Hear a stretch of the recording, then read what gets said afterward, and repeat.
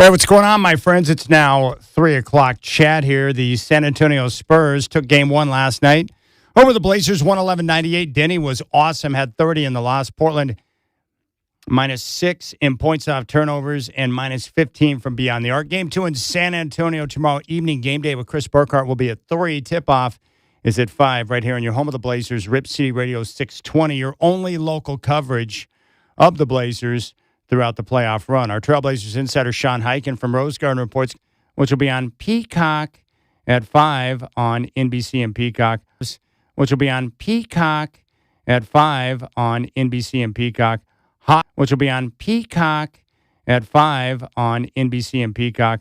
Hawks be on Peacock at 5 on NBC and Peacock. Hawks and Knicks, followed by the 7:30 tip. Timberwolves in Denver to take on the Nuggets.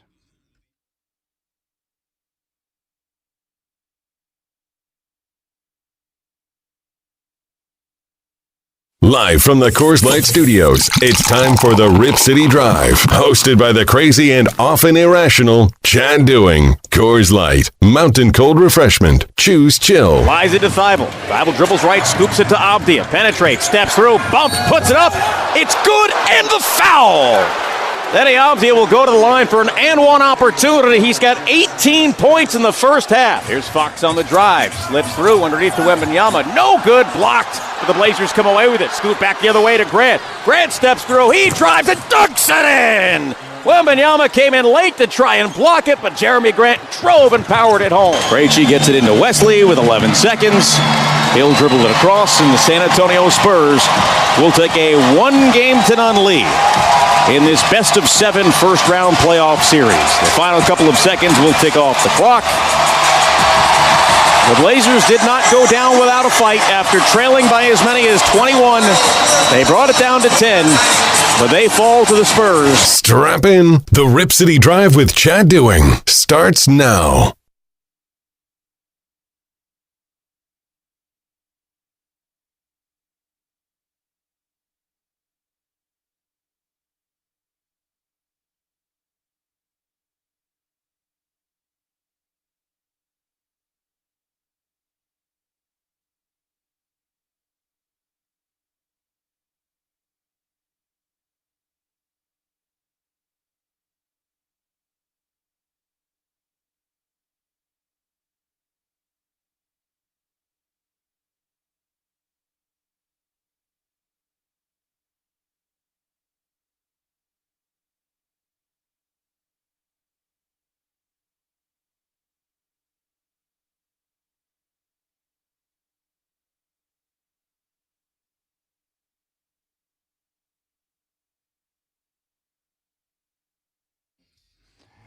All right, what's up?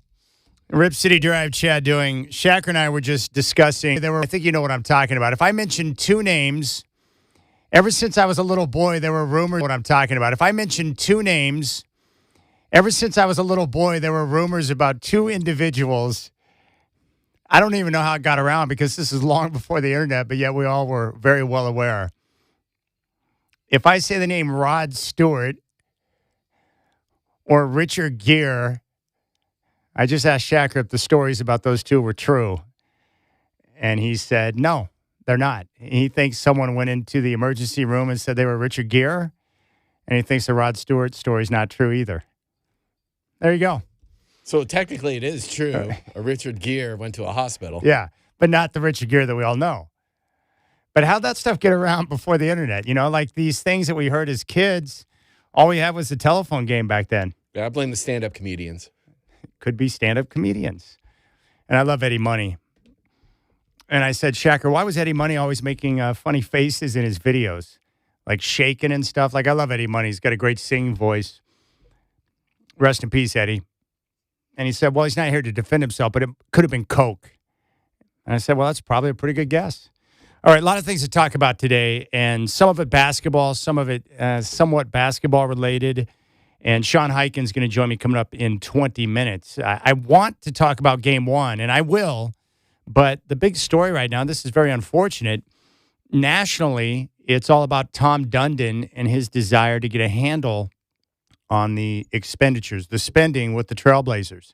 And now, after Sean Hyken's great work in the Rose Garden Report, there are many national writers who cover the NBA who are out and discussing the same things. Chris Mannix was on it. I know Ramona Shelburne is well aware of the situation. There's been a lot of people nationally discussing it.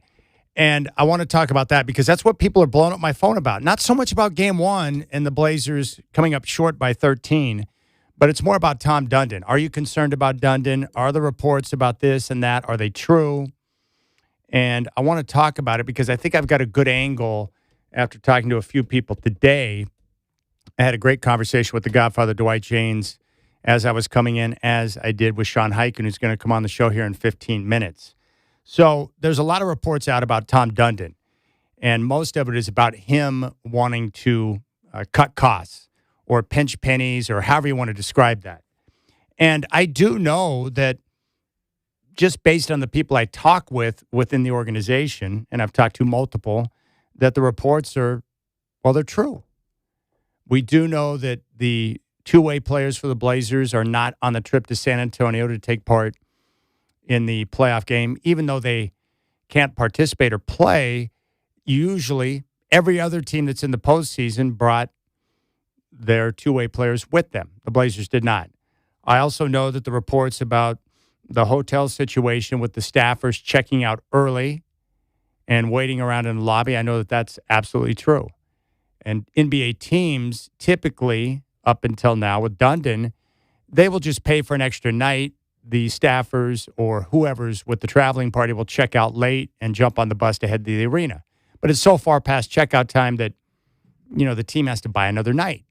Well, Dundon didn't think that was smart in terms of cost. So for the staffers, they had to check out early to save that money. I know that the team has discussed, flying into different cities earlier instead of staying an extra day or night on a road trip in a more expensive city. I've heard that. So the discussions, I also asked with a couple of different people if the reports about Dundon wanting to pay somewhere between $1 and $2 million for a head coach, if that's true. And I had multiple people confirm that story. So it's all true. So this is where the concern would be for me. In the end, do fans care if staffers are having to check out of their hotel rooms early like normal people and have to wait around the lobby or catch an early bus over to the arena? No. Do fans ultimately care whether they're getting terrible towels or T-shirts at a game? I don't think so. Not that much. If the team is winning and successful on the court, that's all the fans ultimately care about. Do I have a great product? Is it a great environment? Is the team winning? Are we moving towards a championship? That's typically what fans care about. It's what I care about as a fan. The rest of the stuff is just window dressing. Are we in a position to try and push for a championship? But here's where the penny pinching could become an issue. I guess what I'm trying to say is that, by and large, I don't have an issue with any owner coming in and wanting to go over the books and get a good understanding of everything that's being spent. And if there's any area that's excessive or unnecessary to try and tighten things up, I don't have a problem with that. But here's where it becomes a problem. This is how the conversation goes. So Caleb Love, let's just use him for example because he's one of the two-way players that everybody knows. He played significant minutes throughout the course of the season with the Blazers this year. He was productive and one of the key people who helped keep the team afloat when they were suffering through significant injury.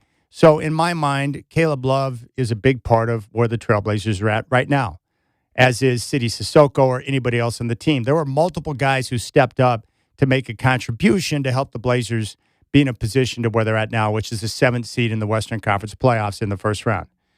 And so even though he can't play in the postseason because he's on a two-way deal, he is still a part of it because he played meaningful minutes throughout the course of the season and helped them win games.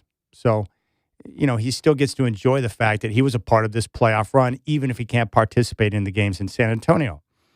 So what happens is if you have a player like Caleb Love, and he's going to be left behind and not taken with the team to San Antonio, the agent is going to make a quick phone call to the general manager, in this case it'd be Joe Cronin, and be like, hey, what the F is going on? What do you mean you're not going to send Caleb Love to San Antonio?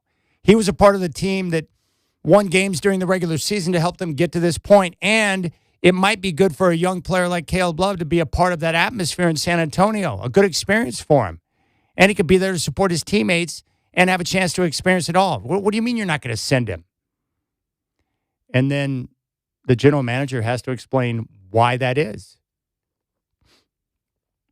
And the only thing that would make sense is because Tom Dundon's trying to save and reduce cost, right? And so when you explain that to an agent, the agent's going to be like, that's some BS. F that idea. And the problem is, and you all know this because we've talked about it at length, the group of people that you do not want to piss off, upset, put in a difficult situation are agents. The agents have a lot of power in the NBA because many of these agents, it's not like they're just representing Caleb Love. It's many other players that they represent that if you need to do business with the same agent in the future, it could be more difficult to get things done. And that's why it's important for general managers and teams to have great relationships with the agents, especially the ones that have a long list of people, a lot of clients, because in the future, you're going to have to get deals done. And you don't want an agent to remember, hey, wait a second. Why am I going to go out of my way for you when you didn't even want to send my player to the playoffs when he was a big part of your regular season success? So that's the problem. You want to cut corners with the staffers here or do this or whatever, that's fine. But when you start making decisions that could potentially upset agents, that's where it becomes a problem. Because people always ask, like, how much is too much? Well, if you're upsetting agents, potentially, that's too much. You got to reevaluate how you do things. And keep in mind, the NBA players are different than NHL players. NHL players, their pathway to the NHL, they grinded all the way in, right? So you can probably get away with a little more in terms of what you offer your players in the NHL compared to the NBA, where players are just, by the way the league and how it's been designed, they're just more pampered. It is what it is. They're used to a certain lifestyle, a certain way of doing business, and not sending your players and potentially upsetting agents is a bad way to go. Plus, players, this is how it works, and Lo Neal used to tell me this all the time, when he would become a free agent, if there were certain teams that reached out to him and he was his own agent, he didn't have one, he would just call guys that he knew on different teams that had interest in him to find out what the real deal was. How good are they with the families? How good are players talk? And you don't want locker room. Players talk. And you don't want players to start to say bad things about your organization. Well, they're not going to send you here. They're not going to let you take part in this. There's a way you do business. So that's just something to keep in mind. So I've got a lot more thoughts on Dundon and that whole process and game one last night. I thought Denny was terrific. Wembanyama, someone needs to kick him in the knee, kick him in the nuts. You got to be more physical with that guy. I'm not saying you got to hurt the guy. I'm just saying that you got to be more physical. If I were Coach Tiago Splitter, I would throw on some Bad Boys Pistons and be like, look, you cannot just let that guy out there shimmying up and down the floor, freewheeling and dancing. I mean, it's not like if you put a forearm shiver on that guy, he's going to fall down. He's tall, he's gifted, but he's a little light in the backside, if you know what I mean. They got to get more physical with that guy. I would hard foul the daylights out of him in game two. My guess would be that Wemby's probably soft, and if you hard foul him enough, it might throw him off his game. But we'll get into that. Sean Heikens coming up next, and then Chris Burkhardt in studio at 4:20. All right, 503-248-0620 is your telephone number. And I hope you're enjoying your Monday. Game two's tomorrow. Tip off at 5 right here on your home of the Blazers, Rip City Radio 620.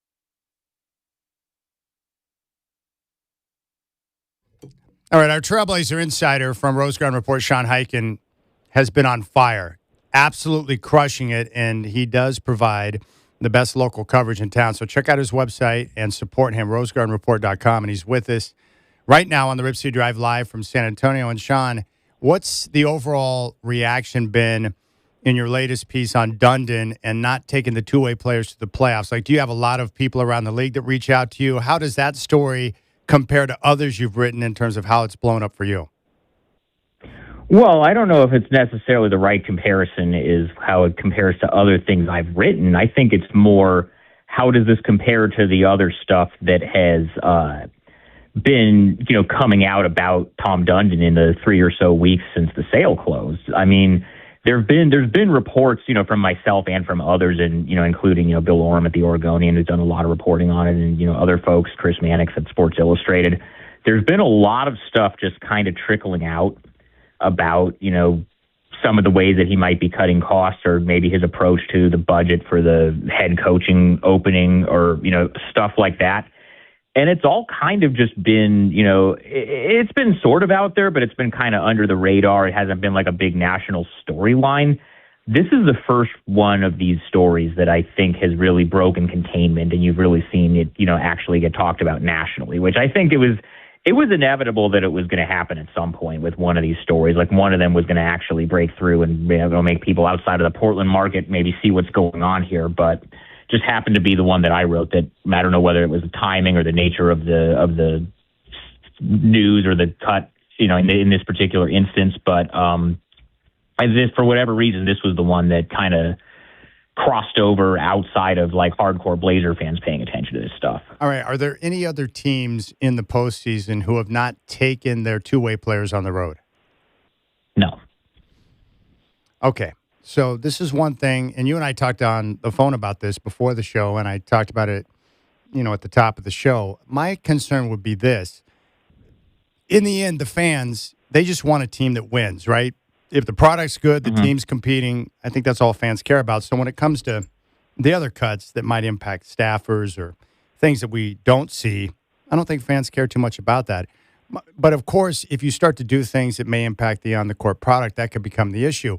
Now, from what I've always been told, Sean, is that the one thing you want to have as an organization, as a general manager, is to have great relationships with agents, because they represent more than just a player that might be on your team. They represent many, and some represent some of the most powerful players in the NBA.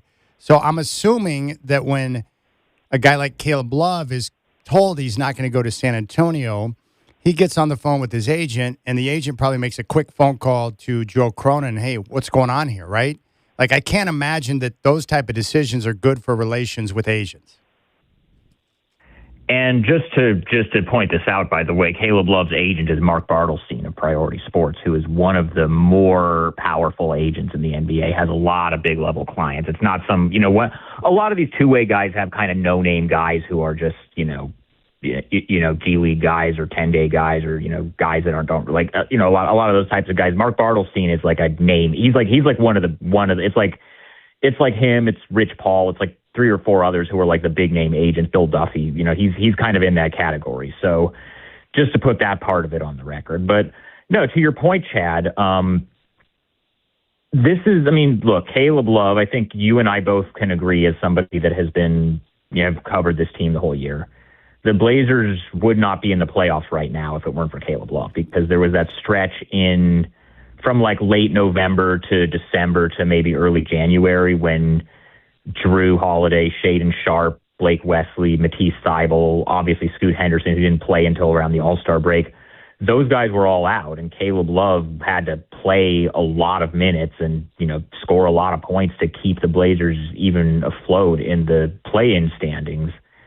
And he did that, and he was able to not only establish that he is an NBA player, but basically keep the Blazers season from going off the rails with all the injuries. So, even putting aside just like the cost of, however many few $1,000s it would have cost for the hotel rooms, it's just to me, it's kind of a slap in the face to Caleb Love saying, hey, you actually we're instrumental in helping, keep this season, on the rails, but, we want to save a few $1,000s on a per diem or a hotel. So we're not going to send you and you're the other two-way guys, Jason Kent and Chris Youngblood, to San Antonio for you guys to, even though you can't play and you're going to be on the bench in street clothes, get to experience the playoffs and the NBA playoff atmosphere for the first time and not be made to feel like you're a part of the team. Like, that's really kind of the message that this sends. And I just wonder if the cost of that in the long run with, to your point, players' agents are going to take notice of that. And they're going to maybe start telling their guys, hey, I don't know if Portland is really a place you want to go to. Whether that, I don't know if Caleb Love is going to be a player, that the Blazers are going to have in the future. I would think probably not, just because they have so many guards. I just don't think they're going to have a spot for him. But if you're, other players, players talk and agents talk, and everybody kind of knows which organizations are, do this kind of stuff and which organizations, go above and beyond the other way. I'll give you an example. Oklahoma City, part of why the Thunder are so successful. I mean, the Thunder are not, obviously, it's not New York, it's not LA, it's not Miami. It's not a, glamour free agent destination that like stars are always pushing their way towards. The Thunder are one of the most consistently successful franchises in the NBA over the last 20 years, minus that couple of year period after the Russ trade before, they started this current run. There's two reasons for that. One is because, Sam Presti is, the best that there is as far as, managing assets and collecting draft picks and identifying talent and all that stuff. Like, he gets a lot of the credit for that as far as his own, GMing skills. But the other part of it is that even though Oklahoma City isn't a place that players necessarily are like clamoring to go to, every time a player gets to Oklahoma City, all you ever hear from them is how well they're treated in the organization, how professional it is, how good the culture is, how well they're taken care of. And if you're not Miami or LA or New York or one of these cities that has just like a geographical advantage, if you're a market like Oklahoma City or Portland or San Antonio or one of these other, these smaller markets, you have to have an edge on that kind of stuff in order to compete. And, the Thunder and the Spurs are two organizations that have been able to do that. And the Blazers, I think have had an okay reputation over the years, but in the last 3 weeks, I think the new ownership group has done a lot to kind of torpedo that, at least in my opinion. And I think Paul Allen understood everything you just said, right? Where he knew that Portland was not a destination spot for NBA players. He knew the weather was not attractive to NBA players. But hey, what I'll do then is I'll make sure that we have a great practice facility, that the players are well taken care of, that we travel in the best way possible. Like, you take care of the little details. And I thought Paul was really good at that because he knew the challenges that he was up against being tucked away in Portland compared to the places you mentioned, L.A., New York, San Francisco, or any of the other big places in town. Yeah, and again, if you're a smaller market, you have to, you have to take any advantage you can get as far as being able to get players and keep players because, just the reality is, if you show a player like two cities on paper, do you want to go, somebody, of an NBA player's age with money, with maybe the same like taste and lifestyle desires as, a lot of NBA players have? Would you rather live in Portland, Oregon, or would you rather live in Los Angeles, California, or Miami, Florida? Most of them are going to pick LA or Miami. Of course. If they get to, the only, if you're a market like Portland or, an Oklahoma City or, Milwaukee that has somehow managed to keep Giannis up until this point, you have to win the other stuff. You have to win the stuff that aren't the built-in advantages for the bigger cities. You have to win the, we treat players really well. We go above and beyond to take care of them and their families and, have it be a good environment that even though it's not the most glamorous city, once players get here, they don't want to leave and they don't say, aren't telling their buddies or having their agent tell other, their other clients, hey, don't play here. This is, this isn't a serious organization. You have to have that stuff. We're talking to Sean Highkin, our Trailblazer insider from Rose Garden Report here on the Rip City Drive. All right, the game last night, I thought the Blazers played a pretty good game, but the Spurs, they won the rebounding total, Sean. They were plus 15 from beyond the arc, and they were plus 6 in points off turnovers. My big concern is, and I think you and I talked about this before the series, they're going to need some guys to step up and knock down threes. 10 threes is not going to be enough to have success in this series against San Antonio. What were some of your takeaways from game one? Well, I mean, the threes are obviously a big thing, and that's been an issue for them the whole season. They're one of the worst three-point shooting teams in the league, and that's, you're going to need guys to knock those down in the playoffs. Overall, Chad, I agree with you. I think you and I both agree that the Spurs are a better and deeper team than the Blazers are, and neither of us expect Portland to actually win this series. But with that just kind of being, established, I thought they did okay. I thought they didn't, came out on the playoff stage for the first time. Young team. Most of these guys haven't really experienced this before. I thought they acquitted themselves perfectly fine. I thought they played hard. I thought they didn't, there was that time where, after, the Blazers go on that little run at the start of the third quarter, they make on the 8-0 run, cut it to 2, and then they, kind of lose their composure, start turning the ball over. San Antonio goes on a big run. They get the lead up to 21. The Blazers did not fold. The Blazers kept, they got it down to 11, 10, or 12. They ended up losing by 13, but they kept it down to that range. They didn't, once San Antonio went on this big run, they didn't just completely let the game get away from them and just completely let it go. And I think that's a credit, to the fact that they still have buy-in with Thiago Splitter and, the way that he's, getting them prepared, but also just the growth that a lot of these guys have had over the course of the season, where much like the game against Phoenix on Tuesday last week, they probably wouldn't have even come, but that game probably would have been a blowout if they had played that exact same game in November. And now they're at least, they lost, but they're still in it. And I thought Scoot Henderson had a terrific game. He had a couple bad turnovers during that stretch, but I thought overall he had a pretty good game. And then, the other thing that was really encouraging to me was Denny Avdia, which, he's, another great game from him stats-wise, 30 points, 10 rebounds, 5 assists, another great game from him coming off of that incredible game that he had in Phoenix in the play-in game. The thing that was really encouraging to me about it with Denny was that he only got to the free throw line 6 times in that game. So all of the stuff, the way that he's been successful most of the year, getting to the line a lot, driving, drawing a lot of fouls. And there were people, and I fully admit I was one of these people that was wondering, okay, once you get to the playoffs and it's more physical, especially when you have a guy like Victor Wembanyama protecting the rim, is that going to translate? Is Denny going to kind of struggle getting to the next level? And the fact that he was able to adapt to that and not rely on getting to the free throw line nearly as much and still be as effective as he was, I think that's a pretty encouraging sign, not only for the Blazers' chances of being competitive in this series, but also for just what caliber of player Denny Avdia is going forward. So, those are things I think you can take away from the game positively. It's just, the Spurs are better, the Spurs are deeper, the Spurs have arguably the most unguardable player in the NBA, and there's not a whole lot you can do about that. What was that atmosphere like? Oh, it was awesome.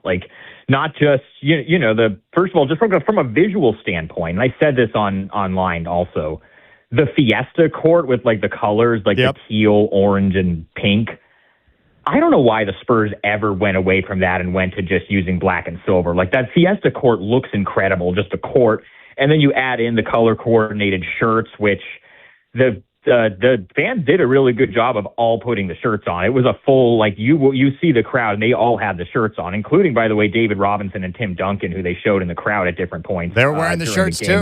They had the shirts on. They had the shirts on, and, it was loud. It was, the crowd was loud. I thought it was really nice that they gave a big, cheer for Thiago Splitter when he was introduced as the acting head coach of the Blazers during the intros, because obviously he was the starting center on the 2014 title team and has a lot of history there. But it was just that fan base has been there forever. That fan base is great. And, the crowd is great. That atmosphere was awesome. I think it was really good for the Blazers, A, to experience that, and B, to see that it's not going to overwhelm them and they're not just going to get completely drowned out by it, and they're able to at least hold their own in a game like this. All right. Are all the players okay physically coming out of that game? I mean, it was a physical basketball game. Drew Holiday got banged up. Denny got banged up, but everyone's okay coming out? They just put out the injury report about half an hour ago, and Damian Lillard is still the only name on it. So as far as I know, everybody's good. That's great news. Man, Sean, great work, man. You are absolutely on fire right now. Keep up the good work. We'll catch up soon, and I appreciate your time. I'll talk to you soon, Chad. There's Sean Hike, and Rose Chat to me is 503-248-0620. Game 2 is reach out to me is 503-248-0620. Game 2 is coming up tomorrow. Tip off at 5 from Frost Bank Center in San Antonio. Game 3 is back in Portland on Friday night, 7:30 tip at Moda Center. And I have not checked the Ticketmaster app in the last 2 days to see what the ticket count's looking like for Game 3. At last check, there were still a lot of good tickets available. You can always head over to trailblazers.com/tickets. You're going to want to be at that game. The first packed crib for a playoff game in 7 years? Because of the COVID season, which was very unfortunate. So let's take a look at the game coming up on Friday. April 24th. 7:30 tip from Moda Center. And if we switch to the map, yeah, there's still tickets available that are scattered about. And depending on where you want to sit, you can get in for a pretty good price. Yeah, plenty of tickets available. They are continuing to disappear, but I would encourage you to get on that. You're going to want to go and support and be a part of that. And, this team, I think, deserves that for how hard they play. I'm going to share my thoughts on Denny Avdia coming up here in a couple of minutes. He's a bad boy. Denny Avdia is a bad, bad boy. In that starting role, I thought he was great last night.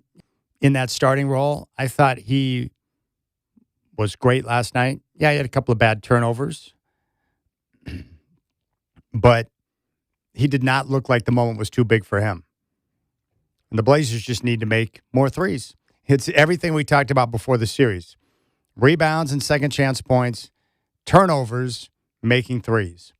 And 10 threes that they got in game one, that's not enough to get the job done. And can someone please get physical with freaking Wembanyama? I know he's a great player, but God, oh my gosh, it's like I can't take it anymore. Where's Bill Laimbeer when you need him? Where's Rick Mahorn? Where's Maurice Lucas? Someone to just get rough with the guy. I'm not saying hurt him. I'm just saying you just got to let him know that, hey, we're not going to let you prance around in here and just do whatever you want. It's very annoying to watch a guy at 7'5" handling the rock like a guard and shooting over the top of guys from three. It's like, that's ridiculous. And also, why was Tamani Kamara putting up bricks last night? He was shooting the ball scared. My guess is a lot of Blazers are going to play better in game two. You get that game one experience. You get a little playoff taste. You're going to be better prepared for game two. Will it be enough to get a win? I don't know, but I expect the overall team performance to be tighter in game two, just getting that first game under the belt. But I was very happy with a number of guys, and it was a physical game. Very physical. Denny Avdia was getting, as someone told me today, karate chopped out there, and he only put up 6 free throws. All right, we'll keep things rolling. I'll share my thoughts on Denny. There's a couple of bright spots, but Denny, after game one, what I've been telling you since like mid-season, it's pretty evident. I'll explain that next. You got the Rip City Drive with Chad Doing. Chris Burkhart's going to join me in studio at 4:20.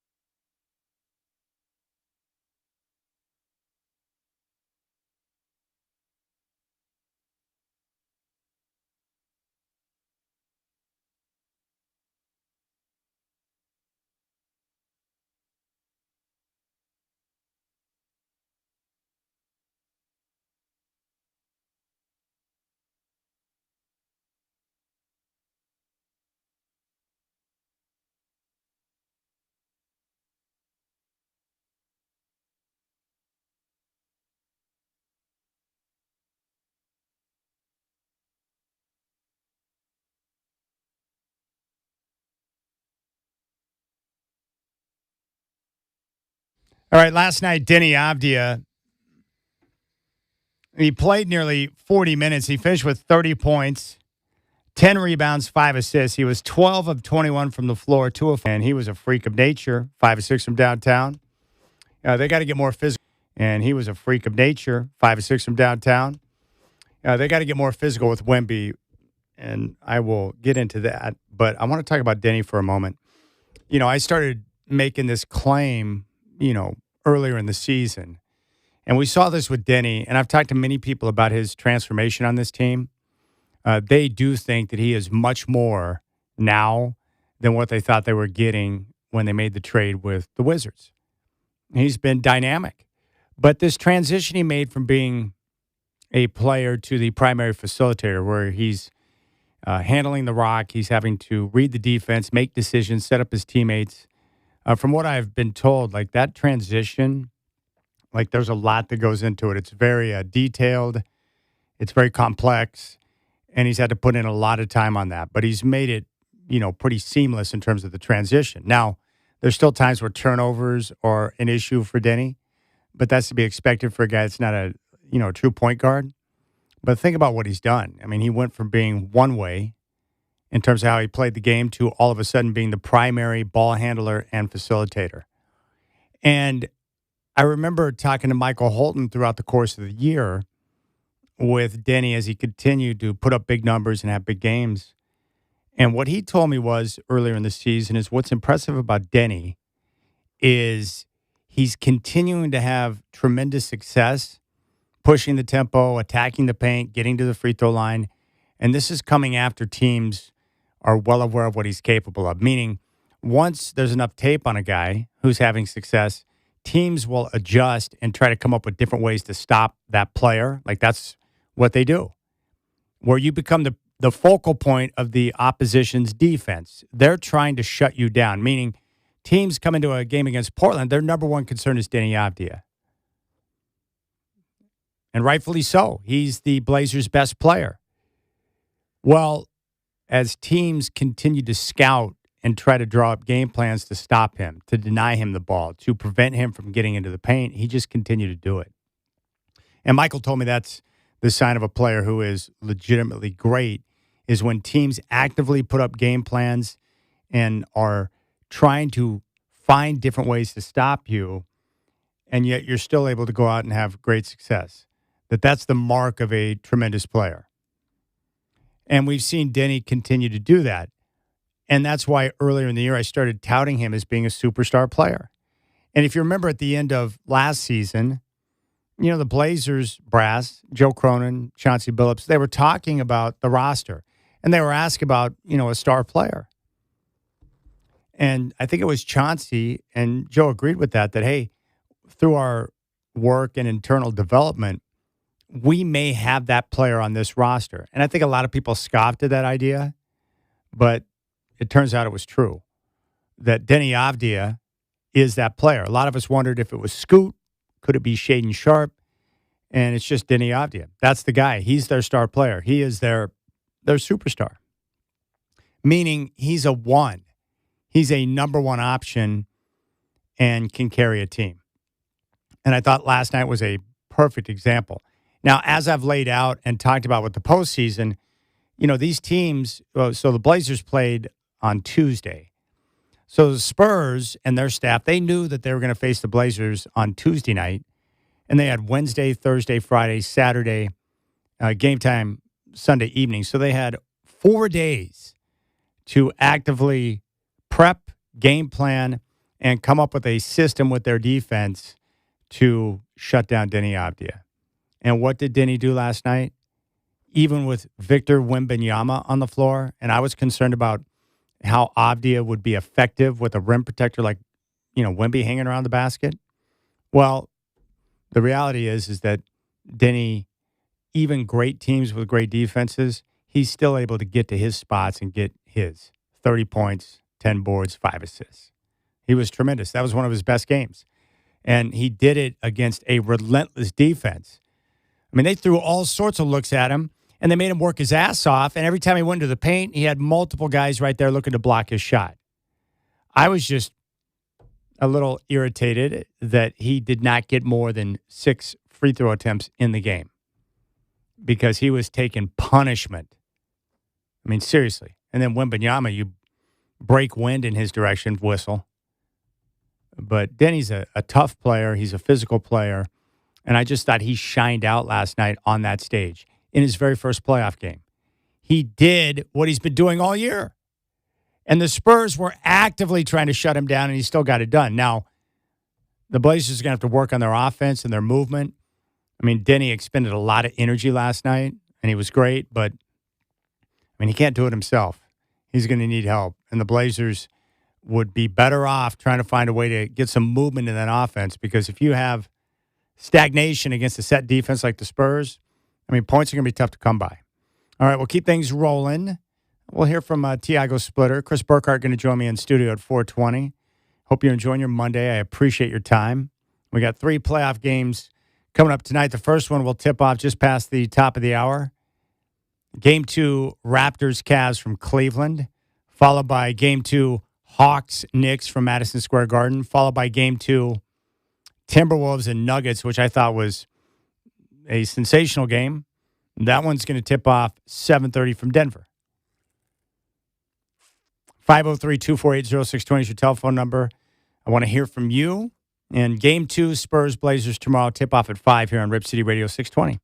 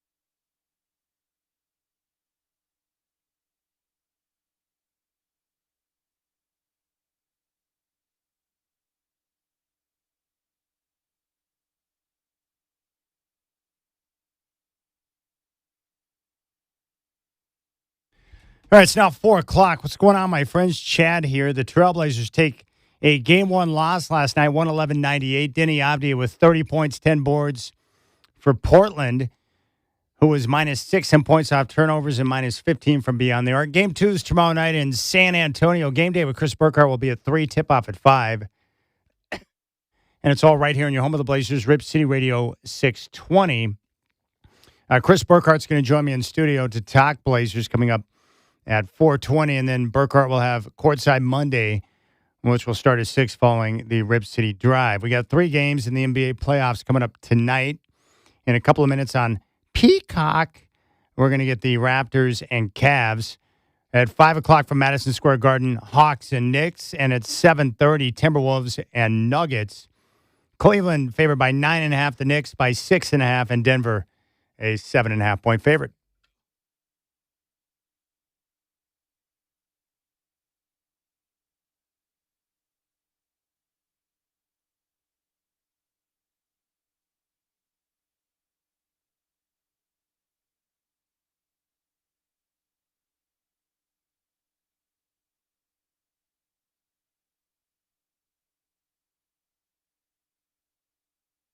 Yeah, the one thing I'm not going to stand for in life are LeBron stands.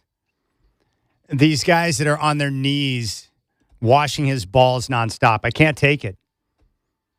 This guy, Apollo Vermouth, just reached out to me. Hey, Chad, LeBron is something of the best we have ever seen.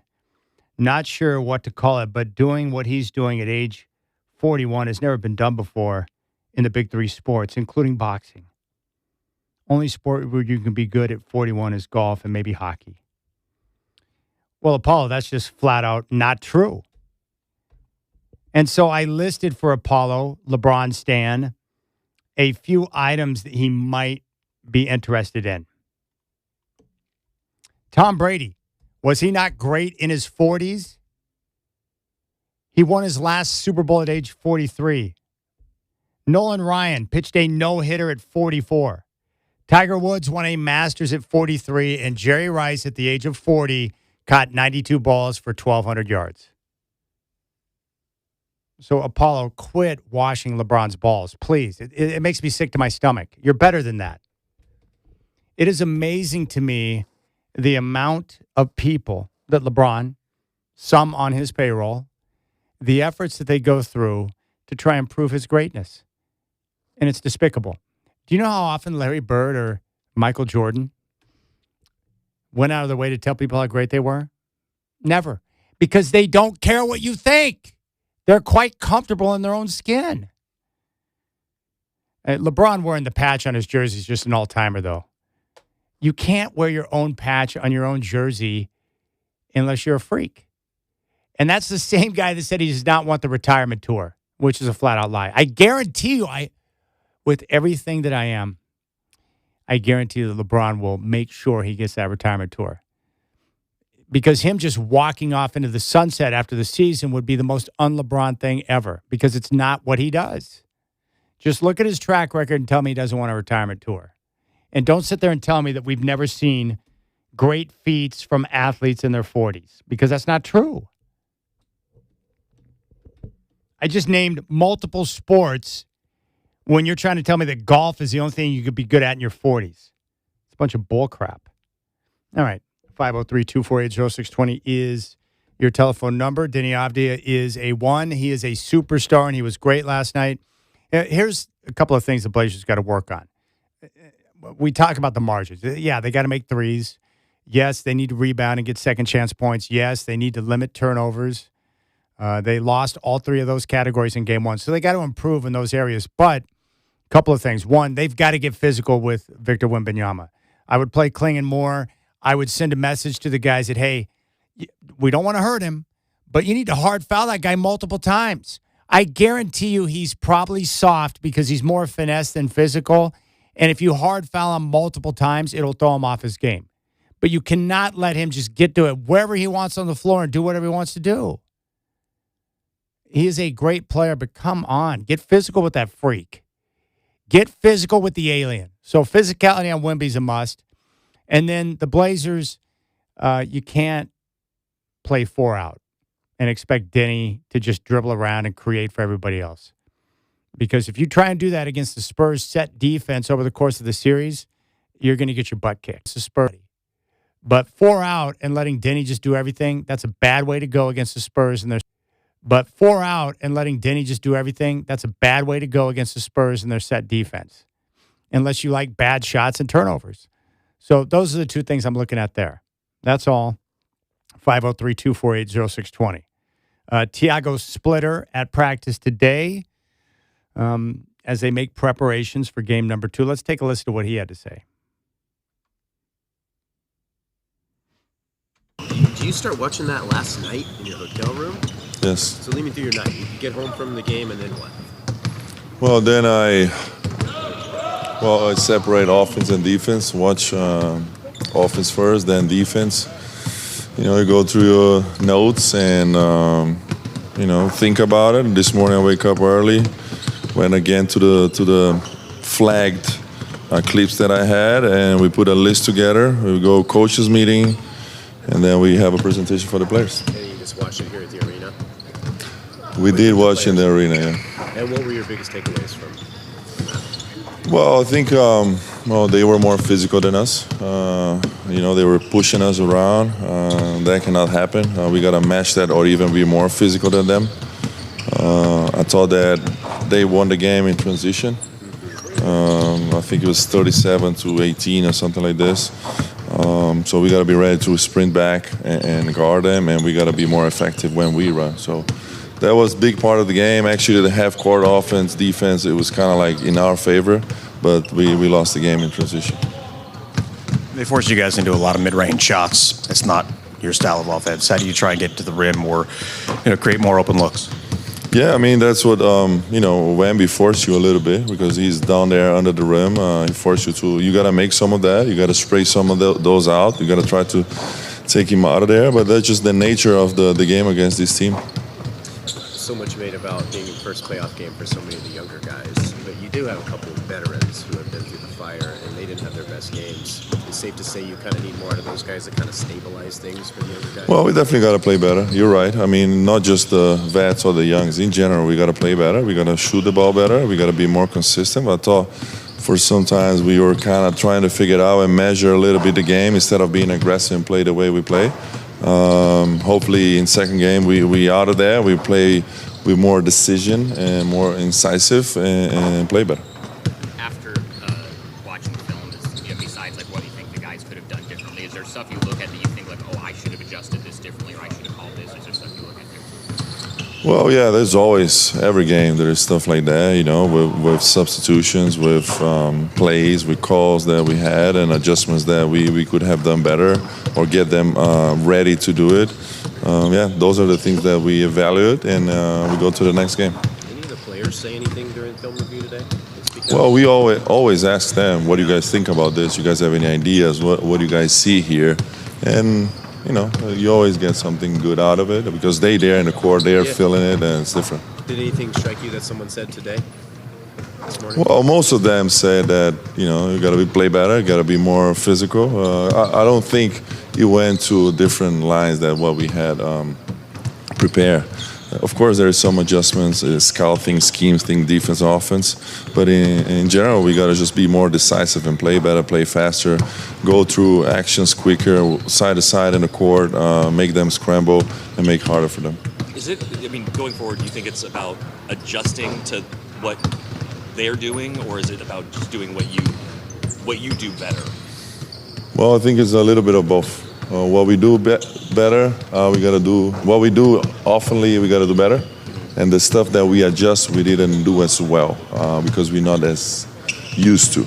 So I think, those reps were good.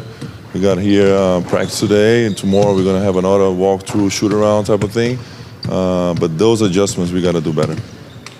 There's a point where you went to the small ball lineup with Wemby on the field. What did you like about that matchup? Well, you can look at eyes as purely plus minus. I don't think it was great. The expected PPB, what we call it, analytics call it was good, but we didn't convert those shots, so sometimes that doesn't matter. Those are the things that we can use throughout the game. especially on offense. I think we can take Wemby outside of the paint more often when we go small. But, we got to be ready for everything. Generally speaking, after watching all that film, how would you evaluate the way you guarded him and approached him? In general? Yeah.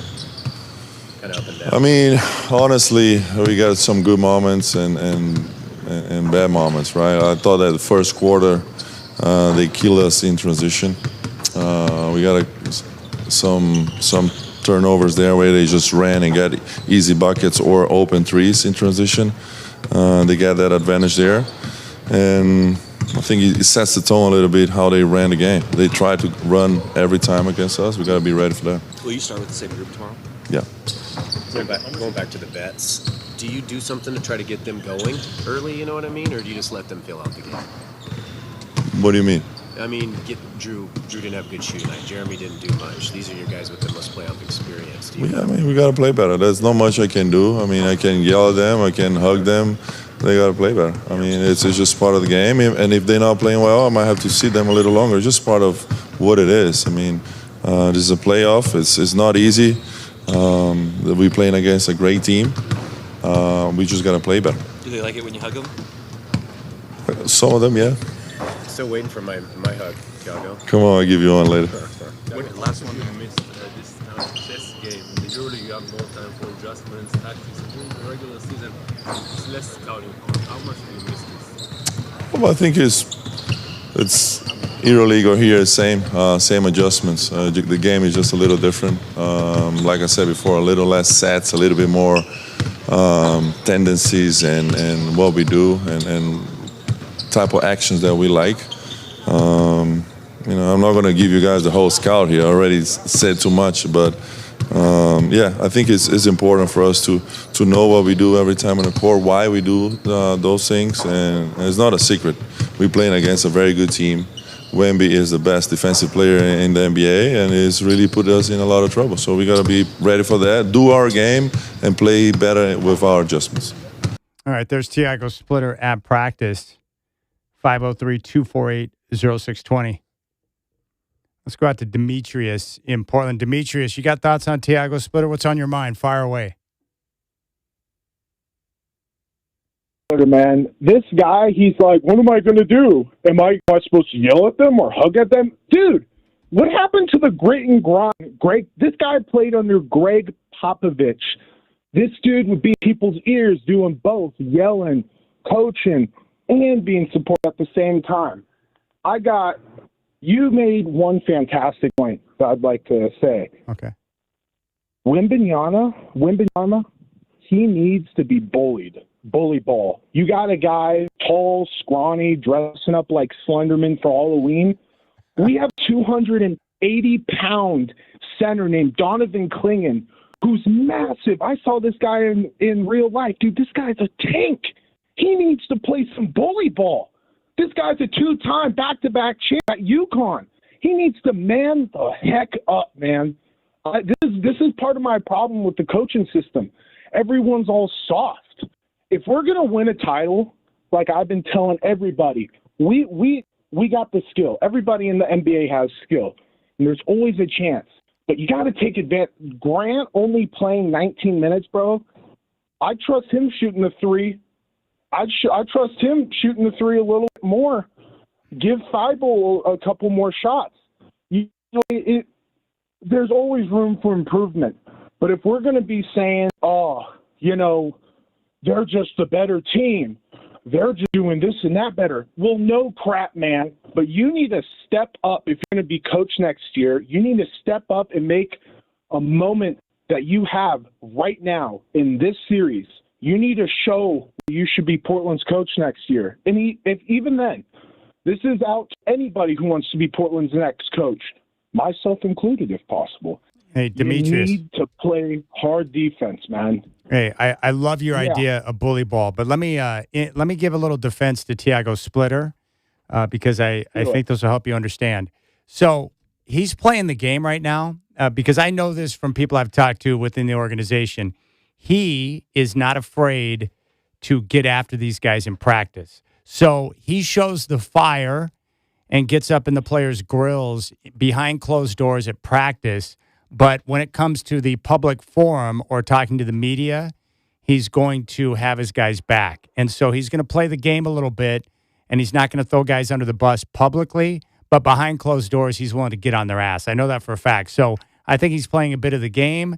I think he knows what he wants his guys to do. I think there were things that were said at practice when no one was around that I think were pretty harsh because that's the way he rolls. And the best sign in Tiago Splitter, and you know this by watching the NBA, the key for an NBA coach now in today's world with all the money these guys make is getting them to respond to you. And we've seen this throughout the year. The players play really hard for him, and I think that's a really good sign for the type of connection he's got with the guys.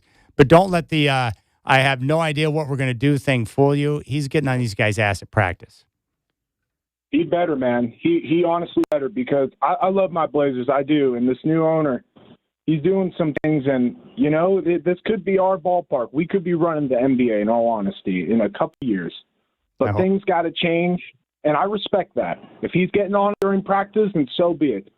But still, like we last time when we were playing the Suns, man, we had a great lead, lost it.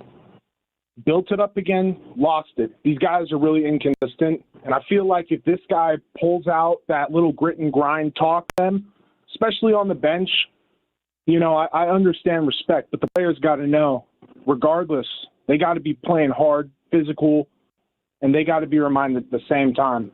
Yeah, and don't you think that with the guys, most of them getting their first playoff experience, I would expect them to play much better in game number 2. And I got to be honest with you, I don't think there's anyone on the roster that I really trust shooting threes. Like, if I'm being honest with you. Like, there's no one I look at and think, I want that guy shooting the 3. I want Dame shooting the 3, but nobody else I look at where I'm like, wow, I need that guy. Yeah. They don't have a lot of great three-point shooters. That's real. That is real. But And Donovan you hit it Clingan is earlier, a too. beast. He's built. He's a mountain of muscle. He needs to get more physical with Wemby. I'm with you on that, man. Bully ball. Thank you. Make Wemby have to ice up. Yes. You know, this guy's 280 pounds. Wemby's what, a solid 210? Yeah. Bro, He's my like a little buck brother's 50. 5 foot and he could probably back down. Klingan, if Klingan's listening to this, dude, I love you. I'll support you day and night, but you need to play some man ball. If we're going to be beating San Antonio, it's going to be behind you, and it's going to be behind Williams III. Yeah. You know? I'm with you, man. Hey, Don't be afraid to pull that out, bro. No, Thank you for talking to me. No, you're man. the man, dude. You're the man, Demetrius. I appreciate that. Demetrius fired up. I love that. 503-248-0620. I need some bully ball. Big time bully ball. All right, 503-248-0620 is your telephone number. We'll come back. Chris Burkhardt going to join me in the studio, and we'll talk Trailblazers and Spurs. And we'll probably mix in a little Tom Dundon as well. You can jump on board 503-248-0620. Game 2 is tomorrow, tip-off at 5. Our coverage will start with Chris Burkhardt at 3 with Blazers Game Day on your home of the Blazers, Rip City Radio 620.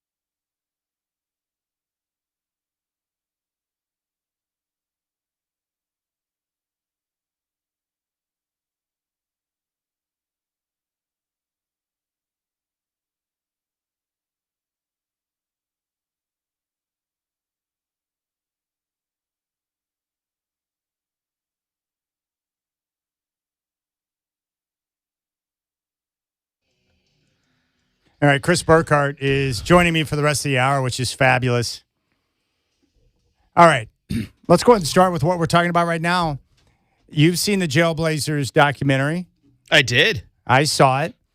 And again, you and I are probably a little bit skewed on how we view it because we know all parties involved. Jason Quick, Kerry Agers, and Dwight James, the three guys who covered those teams from start until finish. The three guys that the guys running the doc talked to at great length. I think Dwight said they spoke to him for 5 hours. And in the end, those three guys aren't even in the documentary. But Canzano, Jeffrey Arnold, Dave Deckard, are you kidding me? Like, that's when I realized, like, they just wanted to put out a version of their story to try and gloss over what the Jailblazer era was really about. So while it was entertaining and a fun watch, it was very weak in terms of the actual content. I think when I watched it, I thought one of the best parts of the documentary was the end when they were featuring the Rip City reunion and all that. And then when you look at why that documentary is made, who was involved, I really think that documentary was more of a healing project for Bonzi Wells. And, Damon Stoudemire said in there too, like, Bonzi got lumped in, but he wasn't doing all the bad stuff everybody else was. But he got lumped in and probably affected the most from it. So the documentary came across as a little bit of a healing for Bonzi, which is totally cool. And I still enjoyed the watch. But when you're going to tell the story about the Jailblazers, you left all the meat. Like it wasn't there. You had a dish with no protein, man. Nothing to chew on. Yeah, and that's unfortunate because I'm telling you, if the players would understand this, if you just put together a legitimate doc and included all the meat, it would be one of the greatest documentaries ever. And just say, look, here's what went down. This is what we were doing. Here's the entire story. And you can take responsibility for it or not, but put the whole story out. And people would find it fascinating. But when you put out a weak, as you put it, no meat on the bone story like that, again, it leaves us in the same spot. They would have been better off not doing it. Yeah, it would have. I mean, it was still fun to watch. Yeah, I like that, but like I was hoping to just maybe you heard something you didn't know about or it dug a little deeper. But yeah, it wasn't exactly what I thought it was going to be. I went back and watched. I got ticked off after I watched the doc because I'm like, this is bull crap. So I went back and watched Game 7, Lakers Blazers 2000, and then I got even more mad at Rashid because he was the one who really blew it in that fourth quarter. He missed so many short shots. It was brutal. That was brutal. It was very brutal. And then you have that highlight that will just forever be replayed in Blazers nightmares, that lob to Shaq. Game, set, match. Oh, goodness. Yeah, they blew it. They had a chance to do something great, and they blew it. And there you have it. But to not have Kerry, Dwight, and Jason, it's like, come on, what are we doing? Right? That was my sniff test. I'm like, okay, this is crap. I even talked to Dwight, and he's like, I got duped. Yeah. They used me to get all the details that they needed, and they had no intention from the get-go to ever utilize me for any purpose. Yeah. Other than we want the information so we can make sure that we're, on the right path here. And you look at Dwight, too. Dwight had been here since the 70s. He covered the championship team. So not only did he covered the Jailblazer era, it was the entire ramp up to that and seeing everything come together and the different players who came through and kind of the writing on the wall. There's a story to tell. And the other problem I have with it too, Burkhart, is you need to tell the whole story because then it helps you to understand different eras of Blazer basketball. If you understand the Jailblazer era for what it truly was, that helps you understand why B. Roy is so beloved by Blazer fans. Mm-hmm. For such a short duration with an injury-plagued career, he will always be beloved because of what he brought the team out of, right? He represents the light after the darkness. But if you tell a story that's incomplete, people are like, what's the big deal? Why do people care so much about this Roy guy? Well, because he was the light at the end of the darkness. I think that the point you just made is really good because when I watched that documentary, one of the things that crossed my mind was that if you weren't here, you weren't a Trailblazer fan and lived it, and you watched that doc, you probably left still not knowing why they were called the Jailblazers and why they were considered such a negative time in the Blazer timeline. You watch that just going, oh, of course, Jailblazers and rhymes with trail, and they were getting in trouble with the law, ha, ha, ha. It's funny.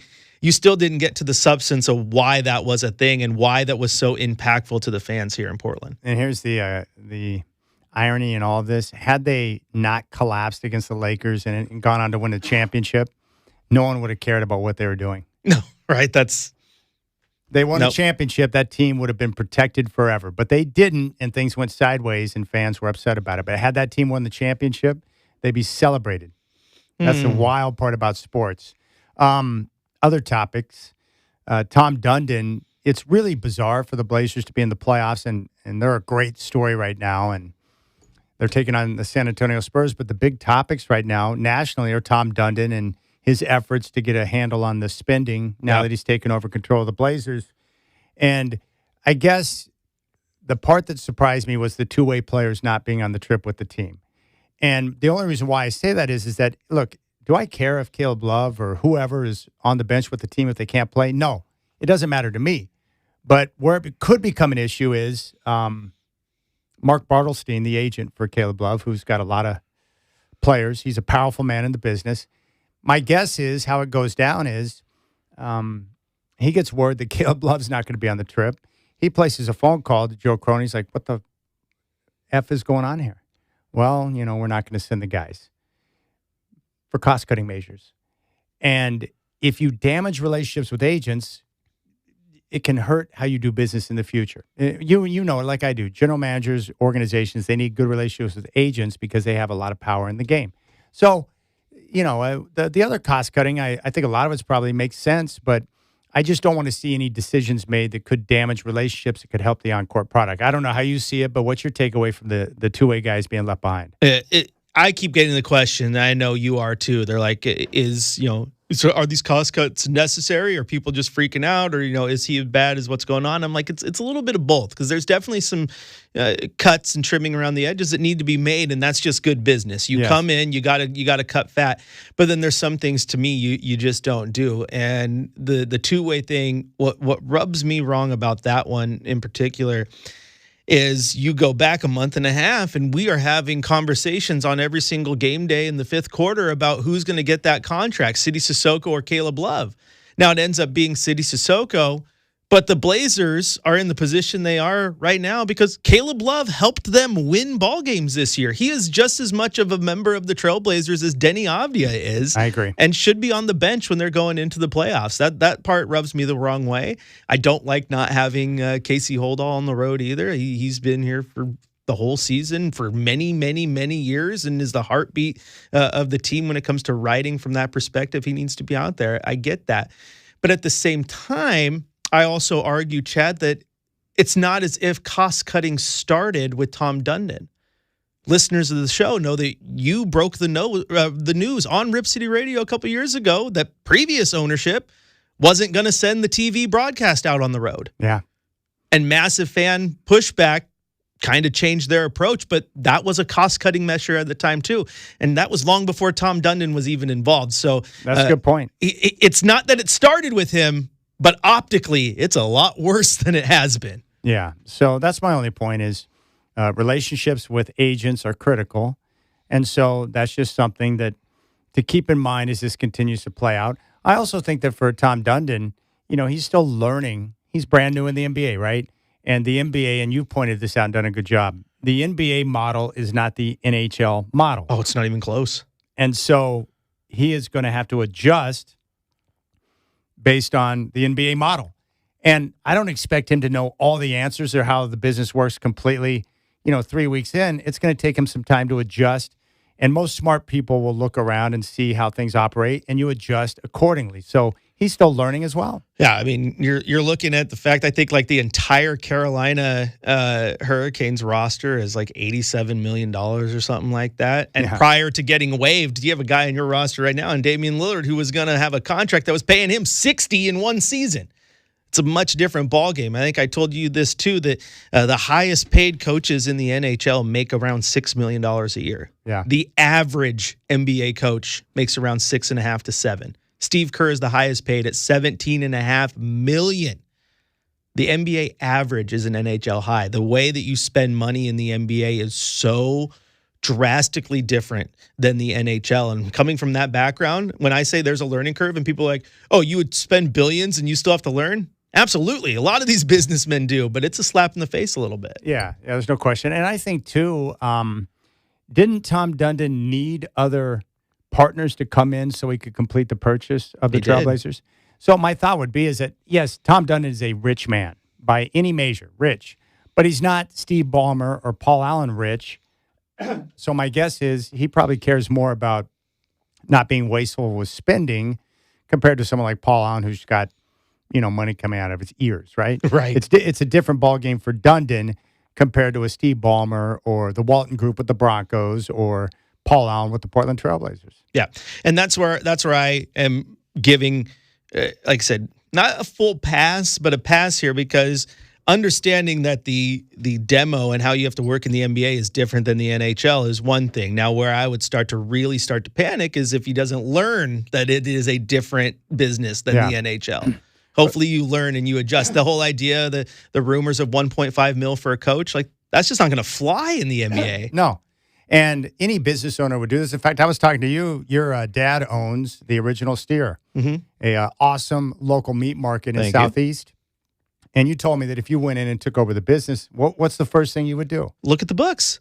The very first thing I'm doing, what's everyone getting paid? What's our intake? What's our overhead? Where can I save costs here? Oh, what products are not flying off the shelf? Do I need to get rid of because they're just taking up space and not selling enough?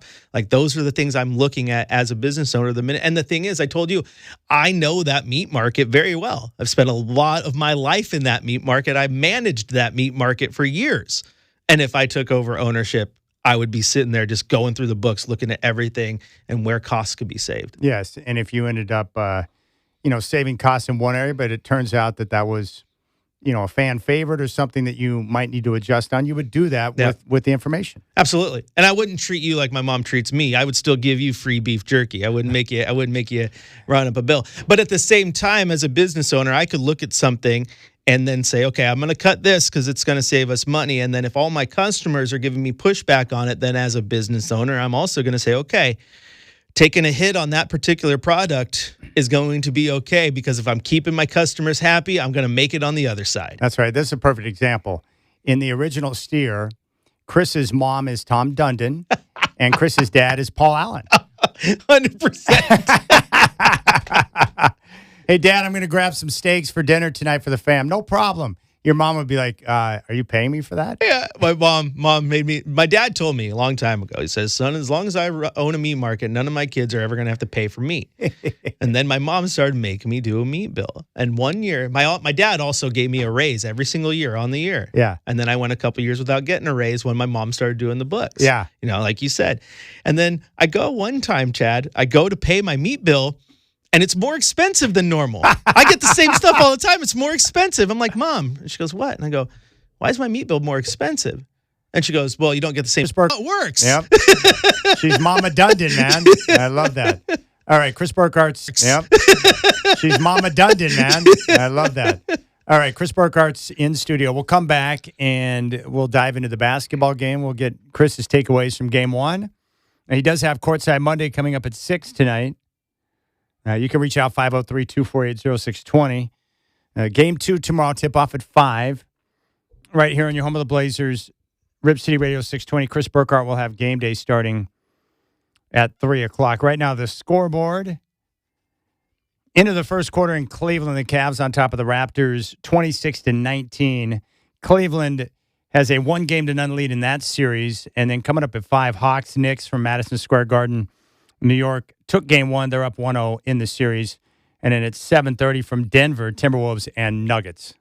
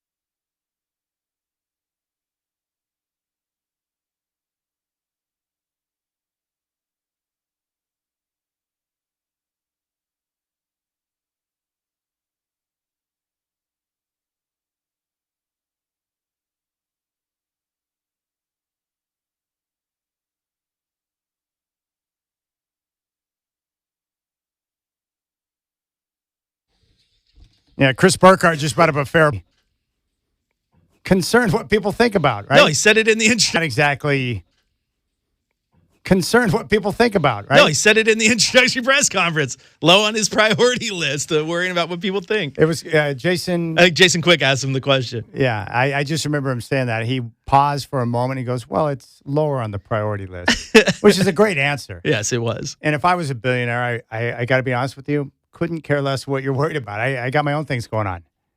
It wouldn't bother me. You imagine, though, because everyone's picking on him. And, do we have a broke boy owner or whatever? And the nicknames are coming. Can you imagine being super rich, but among your other rich friends, you're like, you're not that rich, but you're still rich enough to own everybody in the Dude. Oh, my gosh, it is funny. That's why it's crazy. Like, if you walk into a room with Steve Ballmer, even Tom Dunn's like, I don't have that guy's money. Right. Like, there's some guys where it's like, okay, he's in a different league than I am. I don't have, 1 million toilet seat money or whatever it is you put in that arena. Oh my goodness, that's amazing. 4,000 toilet bowls.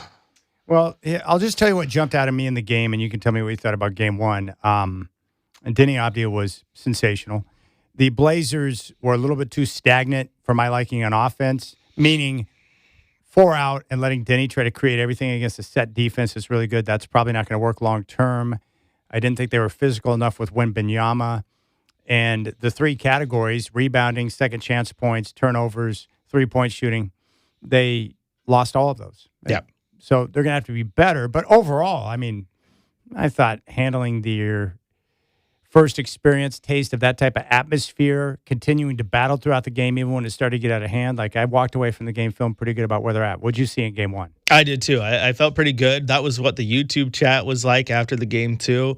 That poor shooting. We said it in the pregame show. They have to have a good offensive game. Yeah. If they can't shoot the ball, they can't find the bottom of the net, they're going to be in trouble. Donovan Clingan didn't shoot well. Tumani Kamara didn't shoot well. Drew Holiday, Shaden Sharp, Jeremy Grant, they were all terrible. Denny Avdia was great. And your point on the ball movement, that was my big takeaway too. You got to get that thing around the horn. There was just way too much iso ball, whether it was Denny or Jeremy or Scoot, just anyone put the ball and just dribble around a little bit and not getting the ball around the horn. And getting the ball around the horn is how you get a guy like Victor Wembanyama or anyone else out of position and take advantage of it and get some more open shots. More open shots, better chance for some of these guys to hit them. That's how you get a guy like Tumani Kamara on fire. Yeah, some of the numbers are going to have to change. Shaden 0 for 4 from 3. Holiday 1 of 7. Clingan 0 for 3. Like, that can't continue if they're going to win games in this series. No, it can't. But then this is where the fun part of being in the playoffs comes into play now. Is now it's the chess match part of this. Is what adjustments does Tiago make? What adjustments does Mitch Johnson make? Because they're both going to have to adjust to each other. Your point about being physical with Wemby. Someone asked me after the game, like, do you think people are going to start trying to get more athletic bigs to deal with him? I said, no. I think the way you're going to deal with him in the long run is getting big guys who can push him around. You don't consider Nikola Jokic to be the freak athlete of a big man. He's more that old school big guy who can beat you around a little bit. And when him and Wemby go to war, they go to war. So you need Donovan Clingan to step up, take that challenge on. Someone also asked, like, if Donovan Clingan is out there getting beat, at what point do we, call out Tiago for not making the right coaching decisions? Now, at what point do you call out Donovan Clingan?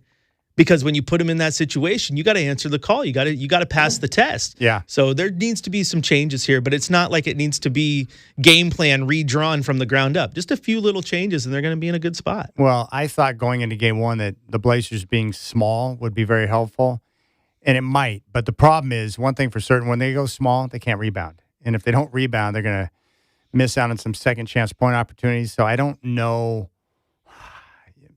They're going to have to use Rob and Clingan. It's not ideal, but they're going to have to because they got to rebound. Well, yeah. And last night, Donovan Clingan played 19 minutes. It wasn't he needs to play more. A big game for him. I mean, and it don't you wasn't think 19 he'll get 20, better? But he's proven this throughout the year. Like, if you put him on the floor, even though it's a difficult cover, he'll get better because that's who he is. Like, with more time on the floor trying to work against someone like Wemby. Yeah, and he's going to have to. So you're going to put him in those spots. So you want to be more aggressive. Don't be passive. I think the whole team was just a little bit passive, kind of feeling out the Spurs a little bit. Yeah. But now you know what they are. I think what you need to do is you need to not be afraid of Victor Wembanyama. And I don't care if it's Shaden or Scoot or Denny. You just need to drive to the hole full force and just hit him in the chest. You saw Denny do that a few times, Chad. Go right at his chest. And what happened when he hit him? Vic went flying back. Denny gets the shot. You got to attack him. He is long and athletic, but he's light in the feet. Yeah. And you got to use that against him. Hey, Shacker, let's go out to a Victor in Turkey. Long time no chat. My man, Victor, what's up, buddy? Hi, everybody over there. I was late for a long time, almost 1 year. I'm really happy about the Blazers, how they came out, and that's my take on it. They came in 1 point. They came very close, like 2 points within the score, and if you didn't mention that, when Danny, he was injured, his leg was jammed when he came down, and he was injured right after he went out. The stupid Spurs, they went to a run and they scored several points, like 8-10 points, and at the same time, Blazer couldn't score because Danny was out. That was a tipping point. I noticed that, and nobody said about it. But I think that and I tell you, Chris knows about that. I use metaphysics or quantum theory. My quantum theory is when I shut down the stupid, the voice of those crazy crowd in San Antonio. They have like 5 different, outfit color, 5 different outfit color through the stadium. You know how much money they spend on those clothes, different color. So when I shut them down, I turn off their noise, the voice. Then the Blazers, they went to run, and they went within the few points. That's my quantum, or whatever you call it. I call it metaphysics. I use that, and I use that in the game too. And I believe the Blazers will. They have a good chance to win a game too, as you said, if they make some adjustment. And I'm really proud of it. The only problem, I think that because the San Antonio, they have the home court, it might be like a 4-3, They might win the series 4-3. But I give the Blazers like a 3 wins in this series, my friend. Well, we appreciate it, man. I miss you, Victor. Thank you for the phone call. 503-248-0620. I think that's the first time someone's ever given a quantum theory on the show before. I just want to go watch Ant-Man now. But to his point, real quick. He did not bring up Wembanyama minutes. When he's off the floor, they need to win those minutes if they want Yama minutes. When he's off the floor, they need to win those minutes if they want to have a chance to win the game. Dude, I started to get some hope. They opened up the third quarter on fire. They cut that deficit to 2, and then the Spurs closed the quarter on a 26-11 run. Game over. Yep. And the Blazers still battled back, but it was that second half of the third quarter was rough. Let's put it this way. I'm still excited for game 2. I haven't lost hope yet. No, and you know how the NBA playoffs work. A lot of overreaction game to game, right? Oh, absolutely. Minute to minute, man. All right, more with Chris Burkhardt. We'll come back. 503-248-0620 is your telephone number. We'd love to hear from you. Tip off of game 2 tomorrow at 5 here on Rip City Radio 620.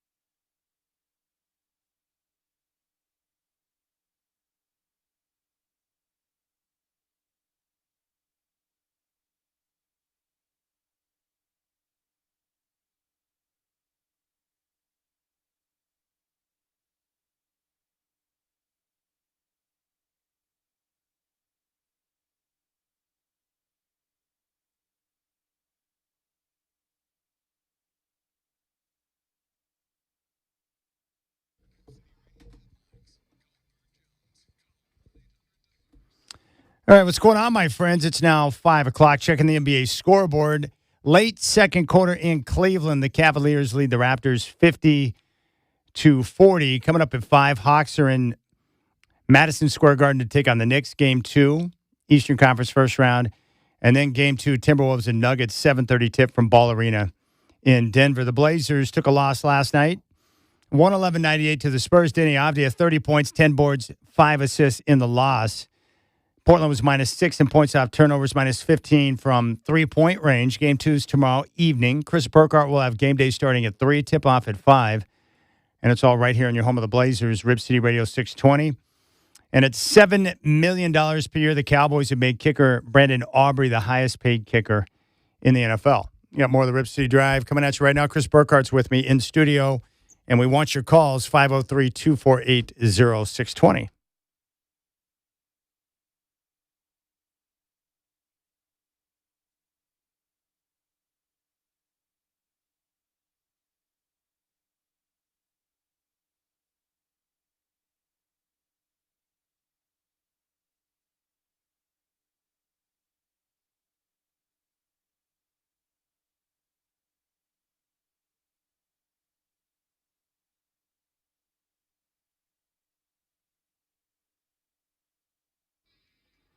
All right, Chris Burkhardt is hanging out with me in the studio. He's got Courtside Monday coming up at 6. Ken Guffey is going to join me in studio coming up at 520-0620. 503-248-0620. 503-248-0620. Tomorrow, Chris will have game day starting at 3. And then tip-off with the Blazers and Spurs Game 2 from San Antonio at 5 o'clock. Let's go out to the phones. You want to take some phone calls, Chris? Let's do it. Let's go to Salem. Nate, who's a mega Blazers fan. Nate, what's on your mind? Fire away. Hey, what's up, Chaz? What's up, Chris? How are you guys? Yeah, listen, I've been a Blazers fan since 06, 07. Before that, I lived in Sacramento. I was a Kings fan since 1988 until 2004, 2005. Took a year off from watching the NBA. When I moved here, didn't really want to, get involved with a new team or what have you, but I just couldn't handle my life without having NBA basketball in it, and promptly fell in love with Brand Roy. And so I've been a Blazers fan since then. And, I know that it's our nature to be optimistic. We have no reason for optimism. There is no Western Conference team that has any reason for optimism for the next 15 years, as long as this man, Victor Wembanyama, stays healthy. If he stays healthy, this is a dynasty unlike anything we've seen since the 60s Celtics, and it's probably going to surpass that. The best we're going to be able to say as a franchise is, maybe in 2 or 3 years we made the Western Conference Finals. Maybe we make it a couple of times. But that's it. We're not sniffing the finals, and no other Western Conference team will, as long as Victor Wembanyama is healthy. He's unlike anything anybody has ever seen, and I'm tired of people denying reality. I see it online. I hear it on the radio. If this guy is healthy, there's nobody that's going to stop him. That's a terrific phone call, Nate. I appreciate it. I was talking with someone today. I was like, dang, they're pretty much set for like the next decade plus. They are. They're in a good spot. My only pushback on that is we've seen these types of players plenty of times. Yeah. They just come in different shapes and different forms. You were around. I mean, Orlando Magic, Shaquille O'Neal. Pretty sure there's a lot of people say, "Oh my gosh, Orlando's lined up forever." As long as Shaq's healthy, they're never going to not win a championship because no one could stop prime Shaquille O'Neal. No one. The best guy at doing it was Arvydas Sabonis on one leg. Like, he was unstoppable. Victor Wembanyama is going to get there. He's going to be a freak, but then someone's going to find a way to stop him. He's going to have to adjust at some point too. I think the NBA right now is stacked with the types of talents who, like you. I look at Minnesota and go, gosh, Anthony Edwards is the type of guy that looks at a mountain like Victor Wembanyama and says, I want to climb that thing.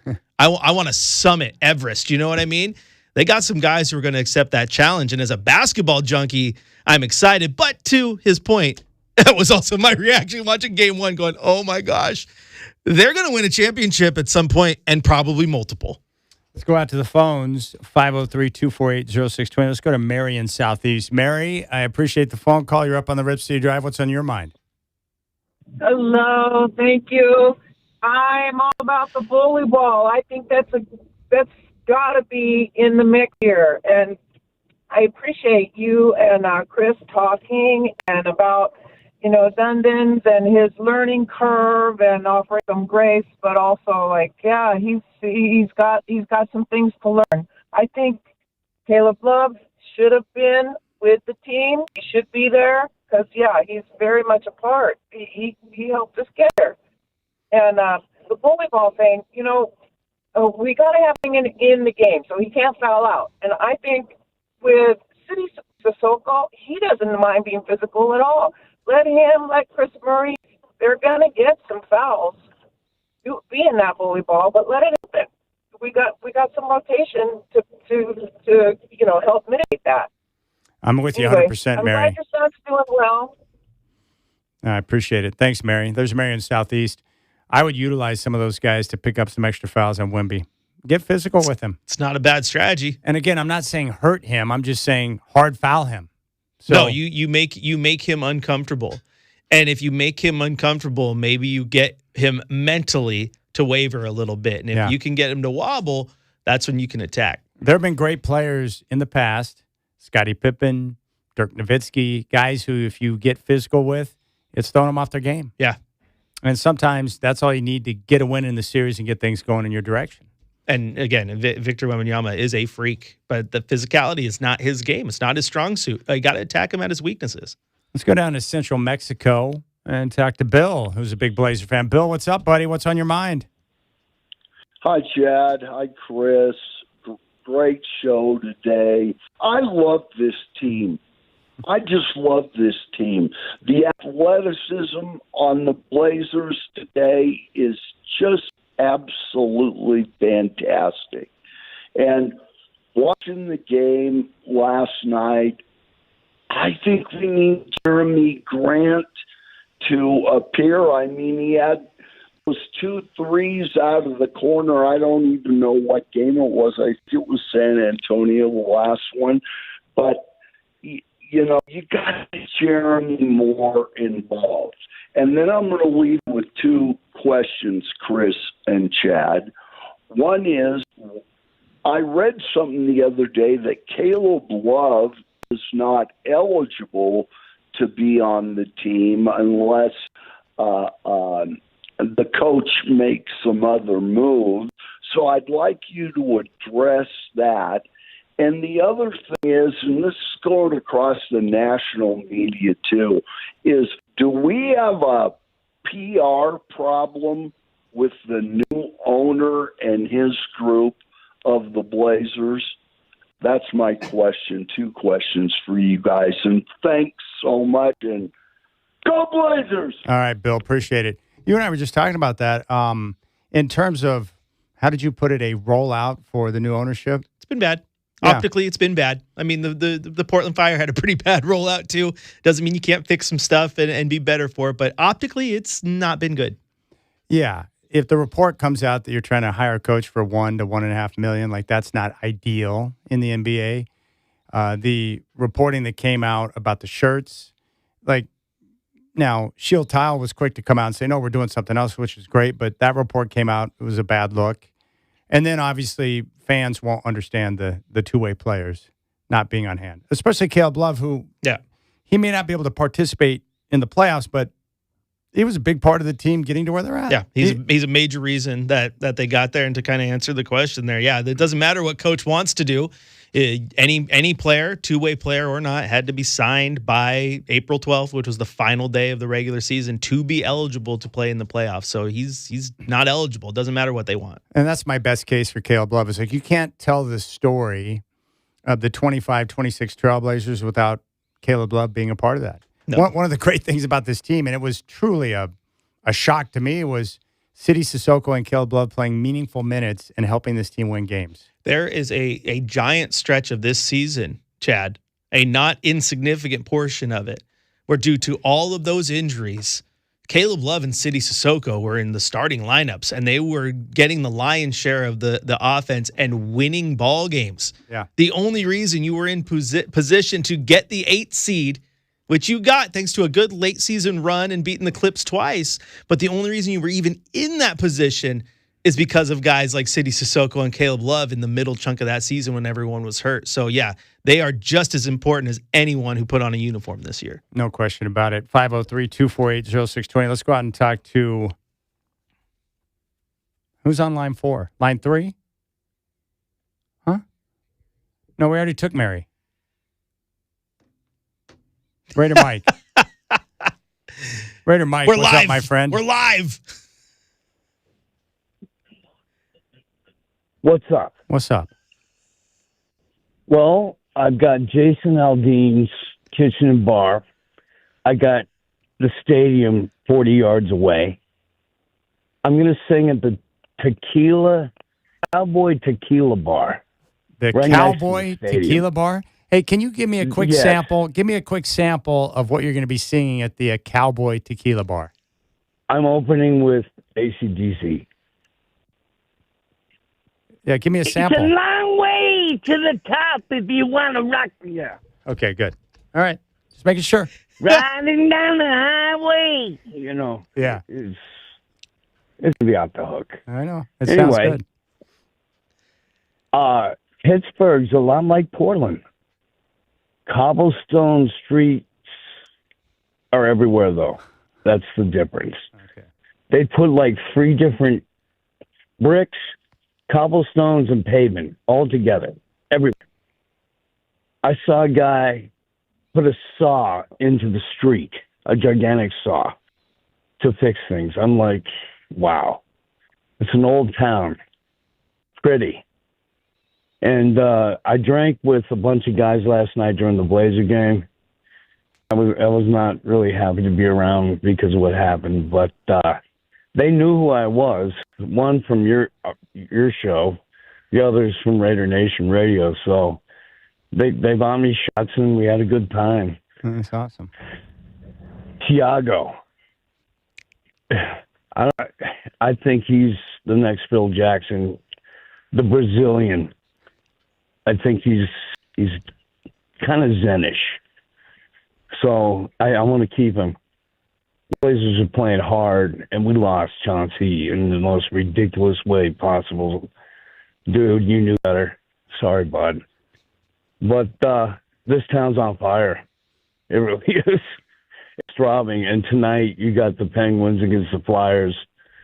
So it's upside down for a week. All right. Appreciate you, Mike. We got to get one more caller in. He's going to be singing at the Cowboy Tequila Bar Cowboy tonight. Tequila Bar. AC/DC, Two baby. things known for AC/DC. Let's go to Pat in Portland. Pat, appreciate the call. What's on your Trailblazer mind? Hey, guys. Isn't it the fever time? I mean, the outlook may not be the greatest, but hey, at least the boys are getting some experience. And I think the game last night kind of showed us where some of our weaknesses are for the upcoming season. But I wanted to touch on the ownership. And, you know, when new owners come in and things happen, you know, I think the players that have been on the team this season should be there. I don't think the owner was really that short on money, and plus he's going to make a massive amount of money on ticket sales when they get back here to play a couple games. So, you know, cutting costs that way when the team is doing something they haven't done in a long time is kind of a foolish thing, I think. Well, Ken, I appreciate the phone call. And I think that's probably where the majority of fans come out on, right? We can't relate to a guy with a bank account like Tom Dundon. No, I don't need anyone to see my bank account. I can barely relate to the dollar menu. Do they have a dollar menu anymore? I don't know. It's been so long. It's been so long since I could afford it. I haven't checked. I need the $59.79.99 back at Taco Bell. Heck yes. Those are the best days ever. Hey, Burkhart, thanks for hanging out with me, my man. Of course. Courtside Monday coming up at 6 with Chris Burkhart. When you tip off of Game 2 tomorrow at 5. Right here on your home of the Blazers, Rip City Radio 620. Off of Game 2 tomorrow at 5. Right here on your home of the Blazers, Rip City Radio 620.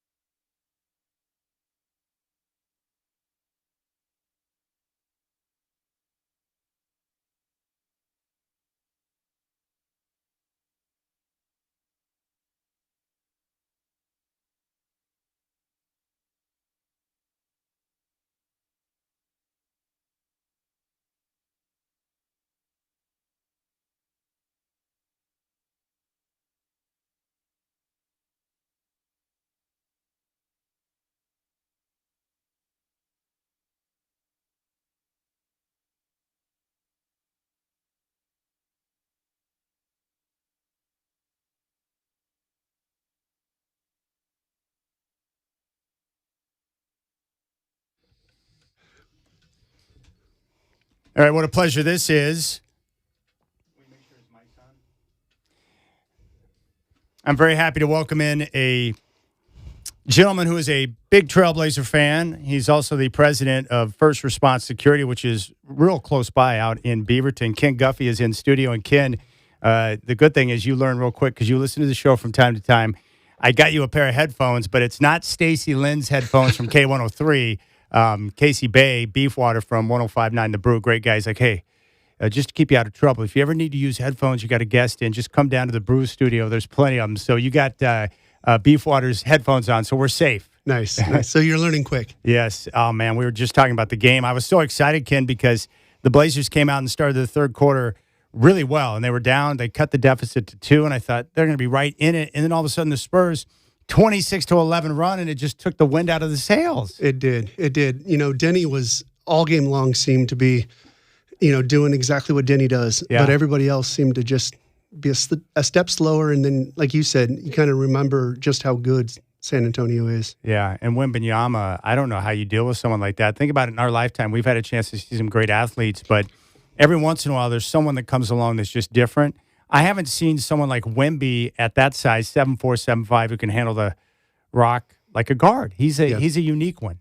He is, and it was funny because they, you know, during the game they kept showing, Tim Duncan and David Robinson. Yeah, the epitome of big men. Yes. You know, especially David Robinson back in, you know, my day when it was like that's what a big man was, right? Yeah. Then you see somebody like Wemby, and you're like, man, this guy is just next level. Yeah, and what I was thinking about when I saw those two guys, and it was cool because they were both wearing the Spurs shirts that were handed out to the fans before the game. But I was wondering, like, how does a guy like Tim Duncan or David Robinson, who were terrific defenders, like, I wonder if they're thinking, like, how would I go about trying to slow down a guy like that, right? Good point. Good point. I mean, DC was struggling all night with it, you know, and even Tumani, everybody that they, switched on to him was struggling with it. Yeah, Duncan and Robinson, they're used to back to the basket, not somebody that big coming at them. Now, speed. The consensus, Ken, on the show today has been that people want to see a little more physicality with Wembanyama, or the classic term has been bully ball. Do you think getting more physical with a guy who is a little bit lighter in his feet, like Wembanyama, might be a good thing to try in game 2? I absolutely do. Okay, absolutely. good. I mean, you look at, in the All-Star game, obviously he was on the same side as Denny there, but during the All-Star game, he was, you could tell, trying too hard.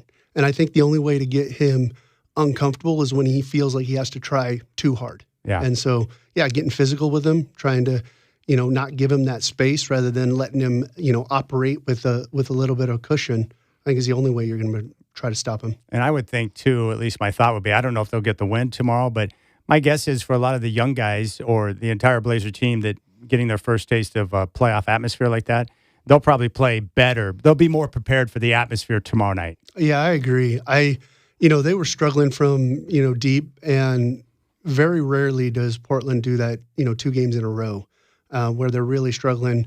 Tumani just didn't look like he felt all that comfortable. Scoot certainly did from time to time. Yeah. DC didn't. Even Drew, was kind of a little bit off his game, but you won't have 2 games in a row. I feel like tomorrow night you're going to see a little bit more of okay, we've been here, we've done that, now let's just get the job done. But I think you're right about Denny. Watching him play and how productive he was against a great defense, like, I just walk away from that game. I think even more about him. Like, he really is a one, like a superstar. Yeah. He was great. Yeah, he was. It's funny because all season long, you're sitting there as a Blazer fan, right? You're like, well, to us, this guy seems pretty special. Yeah. But you're like, how does the rest of the league take him? Yeah. And then when you watch him on that stage, it's like, okay, Yeah. He answered that question. Yeah. And I think it was, who was it? It was LeBron, and it might have been Steve Nash, but it was LeBron and someone. They were talking about Denny earlier in the year. And when I heard other greats give respect and props to him, like, okay, they're starting to take notice. But you're right. It's great for him to get on that stage because now the rest of the NBA can see, like, wow, Denny obviously is something special. Yeah. I love your story. Ken and I had a chance to meet a few weeks ago. You're the president out at First Response Security and now a partner with the station, which is great. But I love your story because of where you came from. So you're the president of First Response, but your background is in law enforcement. So kind of give me a breakdown. You grew up here in Oregon too, right? I did. I grew up on the southern Oregon coast of Coos Bay. Yes. Yeah. So my background, law enforcement, corrections, kind of fell into, both the physical security and the electronic security world. Started getting into business and really kind of understanding business a little bit in the security world. And then, fell into electronic security. How would you define electronic security? So electronic security, there's 4 major disciplines of electronic security. You have access control, you have intrusion systems, or, what people think of when they think of traditional like burglar alarms, right? You have fire systems, and then you have camera systems. So those are the 4 main disciplines of electronic security. So I kind of fell into that world. And then a number of years back, about 6 years ago, was recruited to First Response Security. Originally came in as a vice president there. Had done project management and operational management with other companies. And what's great about First Response is it gave me the opportunity to really kind of tie all of my background together. The electronic security world, the project management, the operational management, along with the physical security, law enforcement, corrections, all of that background.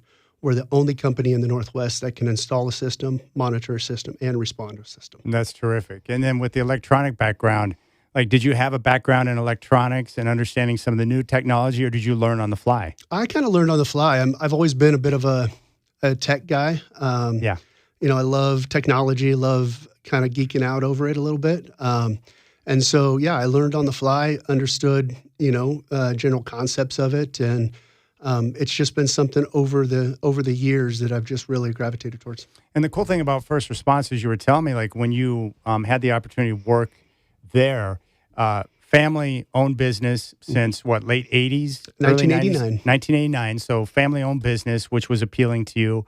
And then when you got in and had a chance to see their operation about how they dealt with their people, how they treated their employees, the philanthropy work and what they did in the community, like all of these things were appealing to you in terms of what your morals were or what you were looking for, and you knew that you were going to surround yourself with good people. Absolutely, absolutely. We one thing that we really pride ourselves on at First Response is, making decisions based on our core values. Those core values like integrity, like client focus, like consistent excellence, like growth mindset. Those types of things are they're the decisions that we make our hiring and firing from. They're the decisions that we make when we talk about what the ideal client is. Our whole goal is to be a partner with our clients, not just a transaction, right? So we're built off of that relationship and built off of that ongoing trust, whether that's guard services, whether that's the electronic security side, or even just the monitoring side. That's terrific. And then the one thing you told me that really stuck out to me that separates First Response from everyone else is there are 3 main, keys or pillars to your business, and that is installation of the security system, both residential or commercial, monitoring, which is critical, but then also the most important thing is response time. So I think it's important that you break those down, but installation, monitoring, and then the response time, which is critical for what you guys are able to offer. Yeah, absolutely. So on the installation side, again, we have highly trained technicians. In the state of Oregon, you have to be a low voltage licensed electrician. So a little different than, high voltage, but you have to be, go through a trade school, go through the apprenticeship program, be a LEA licensed electrician. So those guys and gals are highly qualified installing a system for a client. And then the biggest advantage is we don't just install it and walk away. That monitoring center in the middle, we know what that looks like at 2:00 in the morning. We know what happens when that alarm comes in. It's not just, hey, we sold you a system, best of luck, and, hope it works well. Yeah. We actually know and can work with our clients, what happens when that signal comes in. So our monitoring center is 24/7, 365. We're always there and available. We do, video monitoring, fire monitoring, access control, and intrusion monitoring. And then to your point, what happens when that alarm actually goes off and that operator gets that signal and sends that signal to an officer is that response. And this is no knock on PD. Again, former law enforcement myself, they have big things going on. You don't have to look around Portland very often to kind of see they've got their hands full. And they're going to prioritize based on what's going on. Absolutely. Absolutely. And an unverified alarm is not a high priority because a motion sensor can go off for who knows what reason, right? Yeah.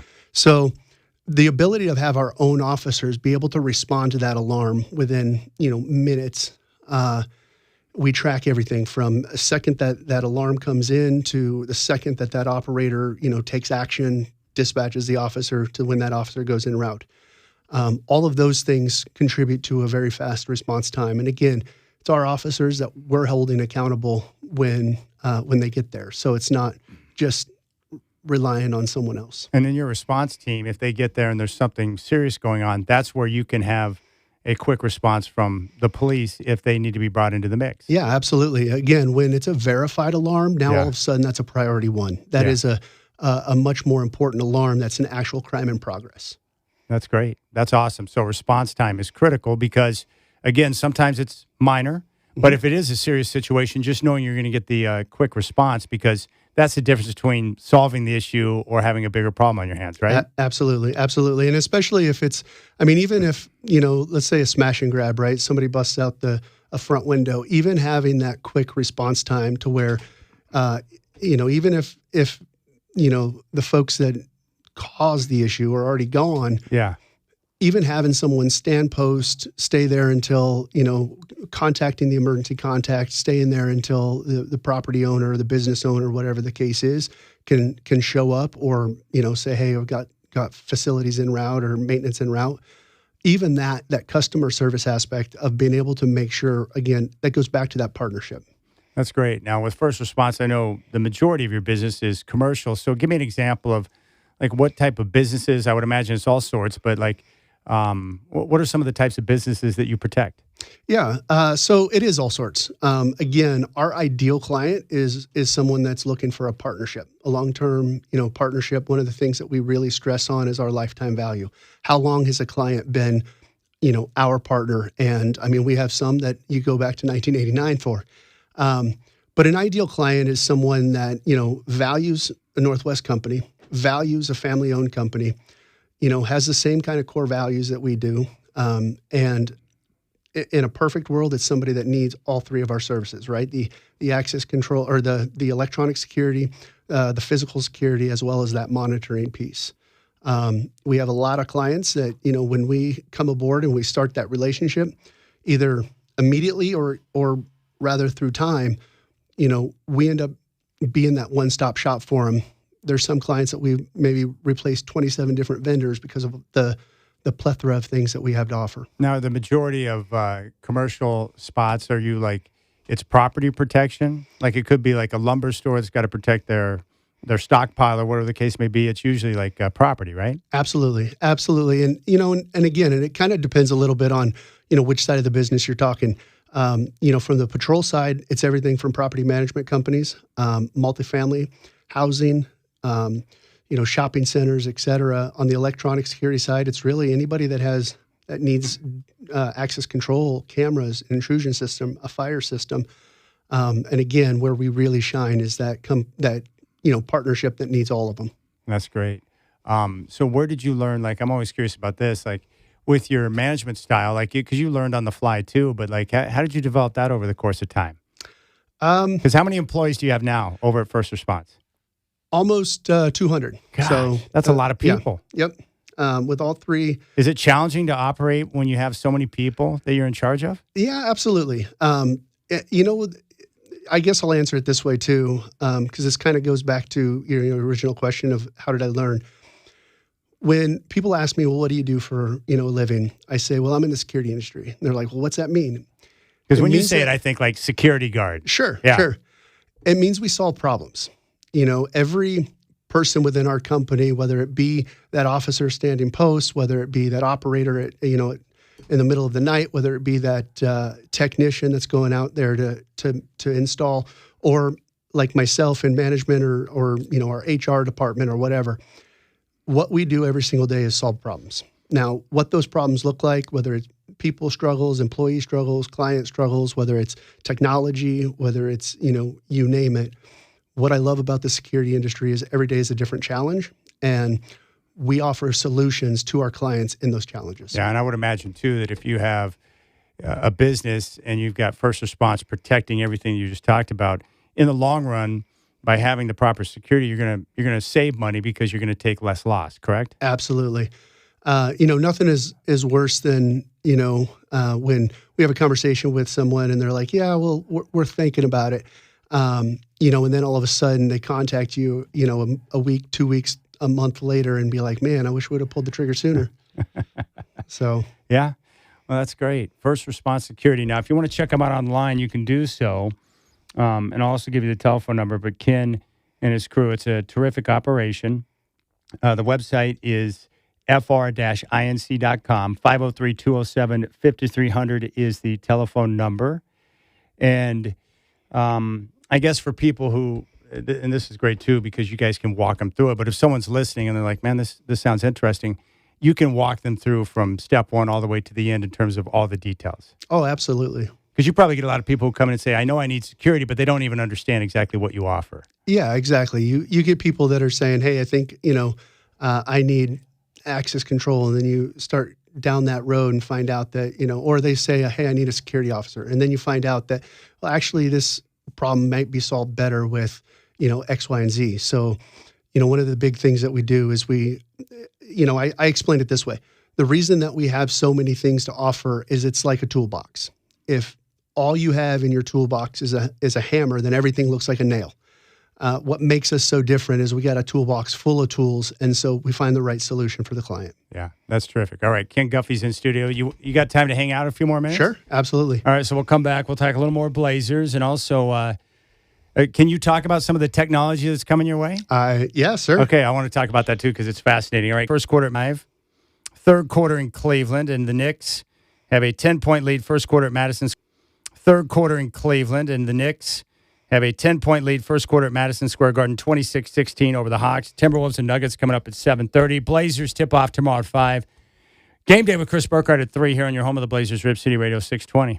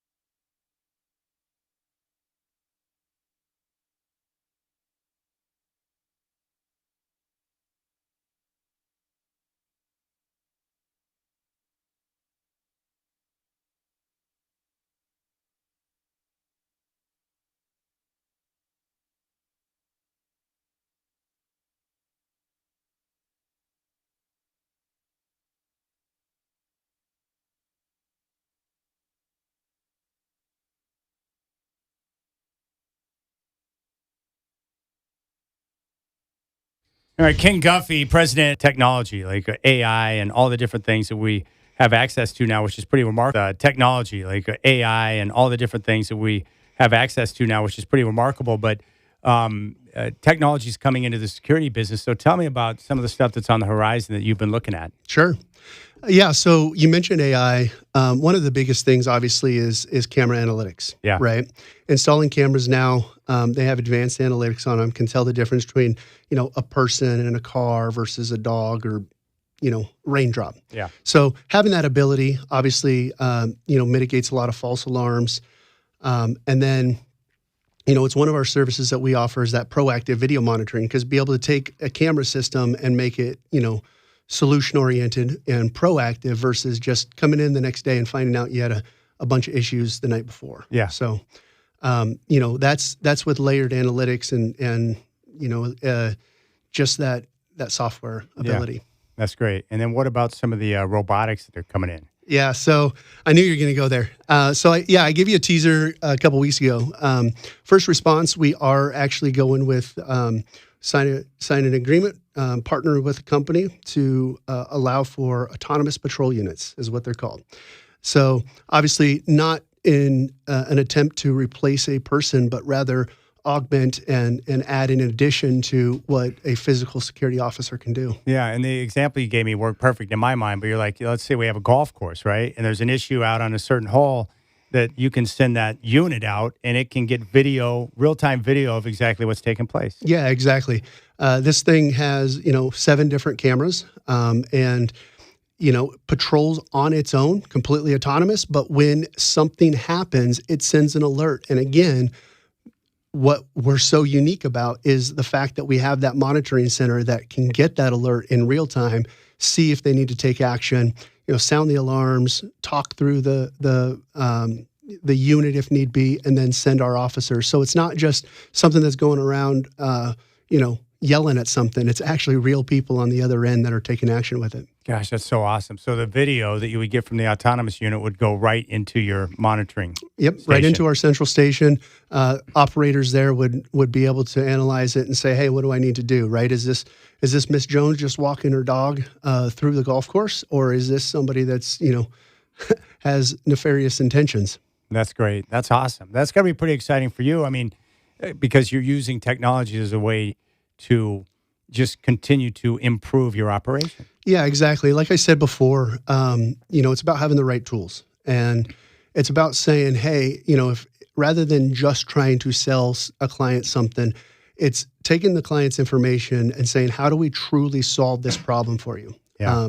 It's that partnership and saying, hey, sometimes, maybe it's a budgetary thing where a physical officer isn't going to be within that budget. So something like the autonomous patrol unit with the operator and with that alarm response makes all the difference. Gosh, that's awesome. Ken Guffey's in studio. So what era of Blazer basketball got you hooked? Was it the Clyde era? It was. It was definitely the Clyde era. So I went to, little tidbit, I went to Rick Adelman's Blazers Hoop Heaven back in the day. Yeah. R.J. Adelman, rest in peace. R.J. Adelman was my coach back then at this camp. It was at Lewis and Clark College. I got Defensive Player of the Week. I stopped growing height-wise after that. But, so I Clyde. But that's a good honor Porter, because that means you were working your tail off. I certainly was. But man, Duckworth, Drexler, Cliff Robinson. How old were you at the time? Oh, gee. Like 14, 15? I want to say like 12, maybe 11, You must 12. have been in hog heaven. Then. Yeah. So it was, I remember going, this is good old little town of Coos Bay. I remember going to the Dairy Queen and getting the glasses. Yeah. I have all the old school Blazer glasses. Love it. And then followed the team ever since then, through the Jailblazer, through the, Rasheed Wallace and Bonzi Wells and all those guys up until, I was a huge Arvydas Sabonis fan. Yeah. Man, He's one of my all-time favorites. Yeah, I wish we would have gotten that guy about, 10 years younger. Yeah. But that would have brought a championship. Absolutely. When I first saw him play, when I went to Moda Center or Rose Garden at the time and saw him for the first time, I had never seen a big man handle the basketball the way he did. Yeah, his passing was elite. His passing was elite. His vision was elite. And then his defensive skills, the ability to use that big frame to kind of push people out of the paint. Yeah. Kind of establish like the dominance down low. Outside of Shaq, I don't know that there was anybody else that could do that in that time period. Well, Chris and I were just talking about it. Like we always thought that Sabonis, he gave Shaq the best run for his money that he could. Right? Agreed. 100%. Not all the time, but he was physical with him. He was, and he had I think the good testament to a good big man, especially in that era, was having a strong base. And he could. There was no pushing him out of the way. Yeah, that's pretty awesome. Yeah, I was exposed during the same era, and early on after I moved out here, I met Jerome Kersey. I was probably like 14 at the time, but I was out at PIR. I used to have this $5 an hour job for 1 day a week on Wednesdays. I'd go down with my buddy Jason, and that was open track night. So guys would bring out their souped up like escorts and stuff and rip it around the track, and we would hand the time slips would print out at this printer at the base of the tower there at PIR, and we'd tear it off and hand it to the drivers. And I looked up and I was like, dude, who's that guy? I said, I think that's Jerome Kersey. And Jason's like, no way. And so he goes, you got to get his autograph. And so I ripped off a piece of legal pad and walked over to him. And sure enough, it was Jerome. And he signed it for me. And I still got the autograph to this day. But like, same thing as you being at the camp. It's like, when you saw those guys back then, as a kid, it's like they're larger than life. Yeah, for sure. And then, I was a big, I tell you what, probably the biggest, as a Blazer fan, one of the biggest what ifs, Greg Oden staying healthy, B. Roy staying healthy, LaMarcus staying here in Portland. I think that would have been outside of the championship team, outside of, Arvidas, that was the best, time of Portland basketball up until recent. Gosh, that's awesome. Yeah, I'm with you on that. And so I like all the eras because the Joe Blaze era, they almost won a championship. Yep. Clyde and Terry and Jerome were great, and they had a couple of trips to the finals. And then B. Roy, who brought us out of the darkness of the Joe Blazer era, was for a short burst, he was sensational. He was. Obviously, he got his nickname The Natural for a reason. That guy could do anything Great and everything nickname. he wanted on the floor. I just wish that I would have been alive because I was only 2 years old. I just wish that I have to live vicariously for everyone else who celebrated the 77 title because I'm not old enough, man. Yeah. I hate that. But I'll tell you what, I think in our lifetime we'll get another one. So I hope so, man. Well, I say you and I probably have a good, 30, 40 plus years on the planet left. So maybe in that time, I just want one. I'm not greedy like some other fan bases, man. Just give me one. All right, Ken. Hey, thanks for coming by. Absolutely. And appreciate your partnership. And I'm looking forward to getting a chance to spend more time with you again. Security, go to FR-Security. You got to check them out. First Response Security, go to FR-INC.com or you can give them a call at 503-207-5300. Ken Guffey, the president, is in studio hanging out with me today. Ken, great talking with you, my friend. You too, Chad. And hey, you're going to the game on Friday. Is that the game 3? Yeah. That's awesome. right. You're pumped for that, aren't you? I am. All right. Big thanks to Michael Shacker, Chris Burkhardt, Sean Heiken, Ken Guffey for joining the show. We got Courtside Monday with Chris Burkhardt coming up next.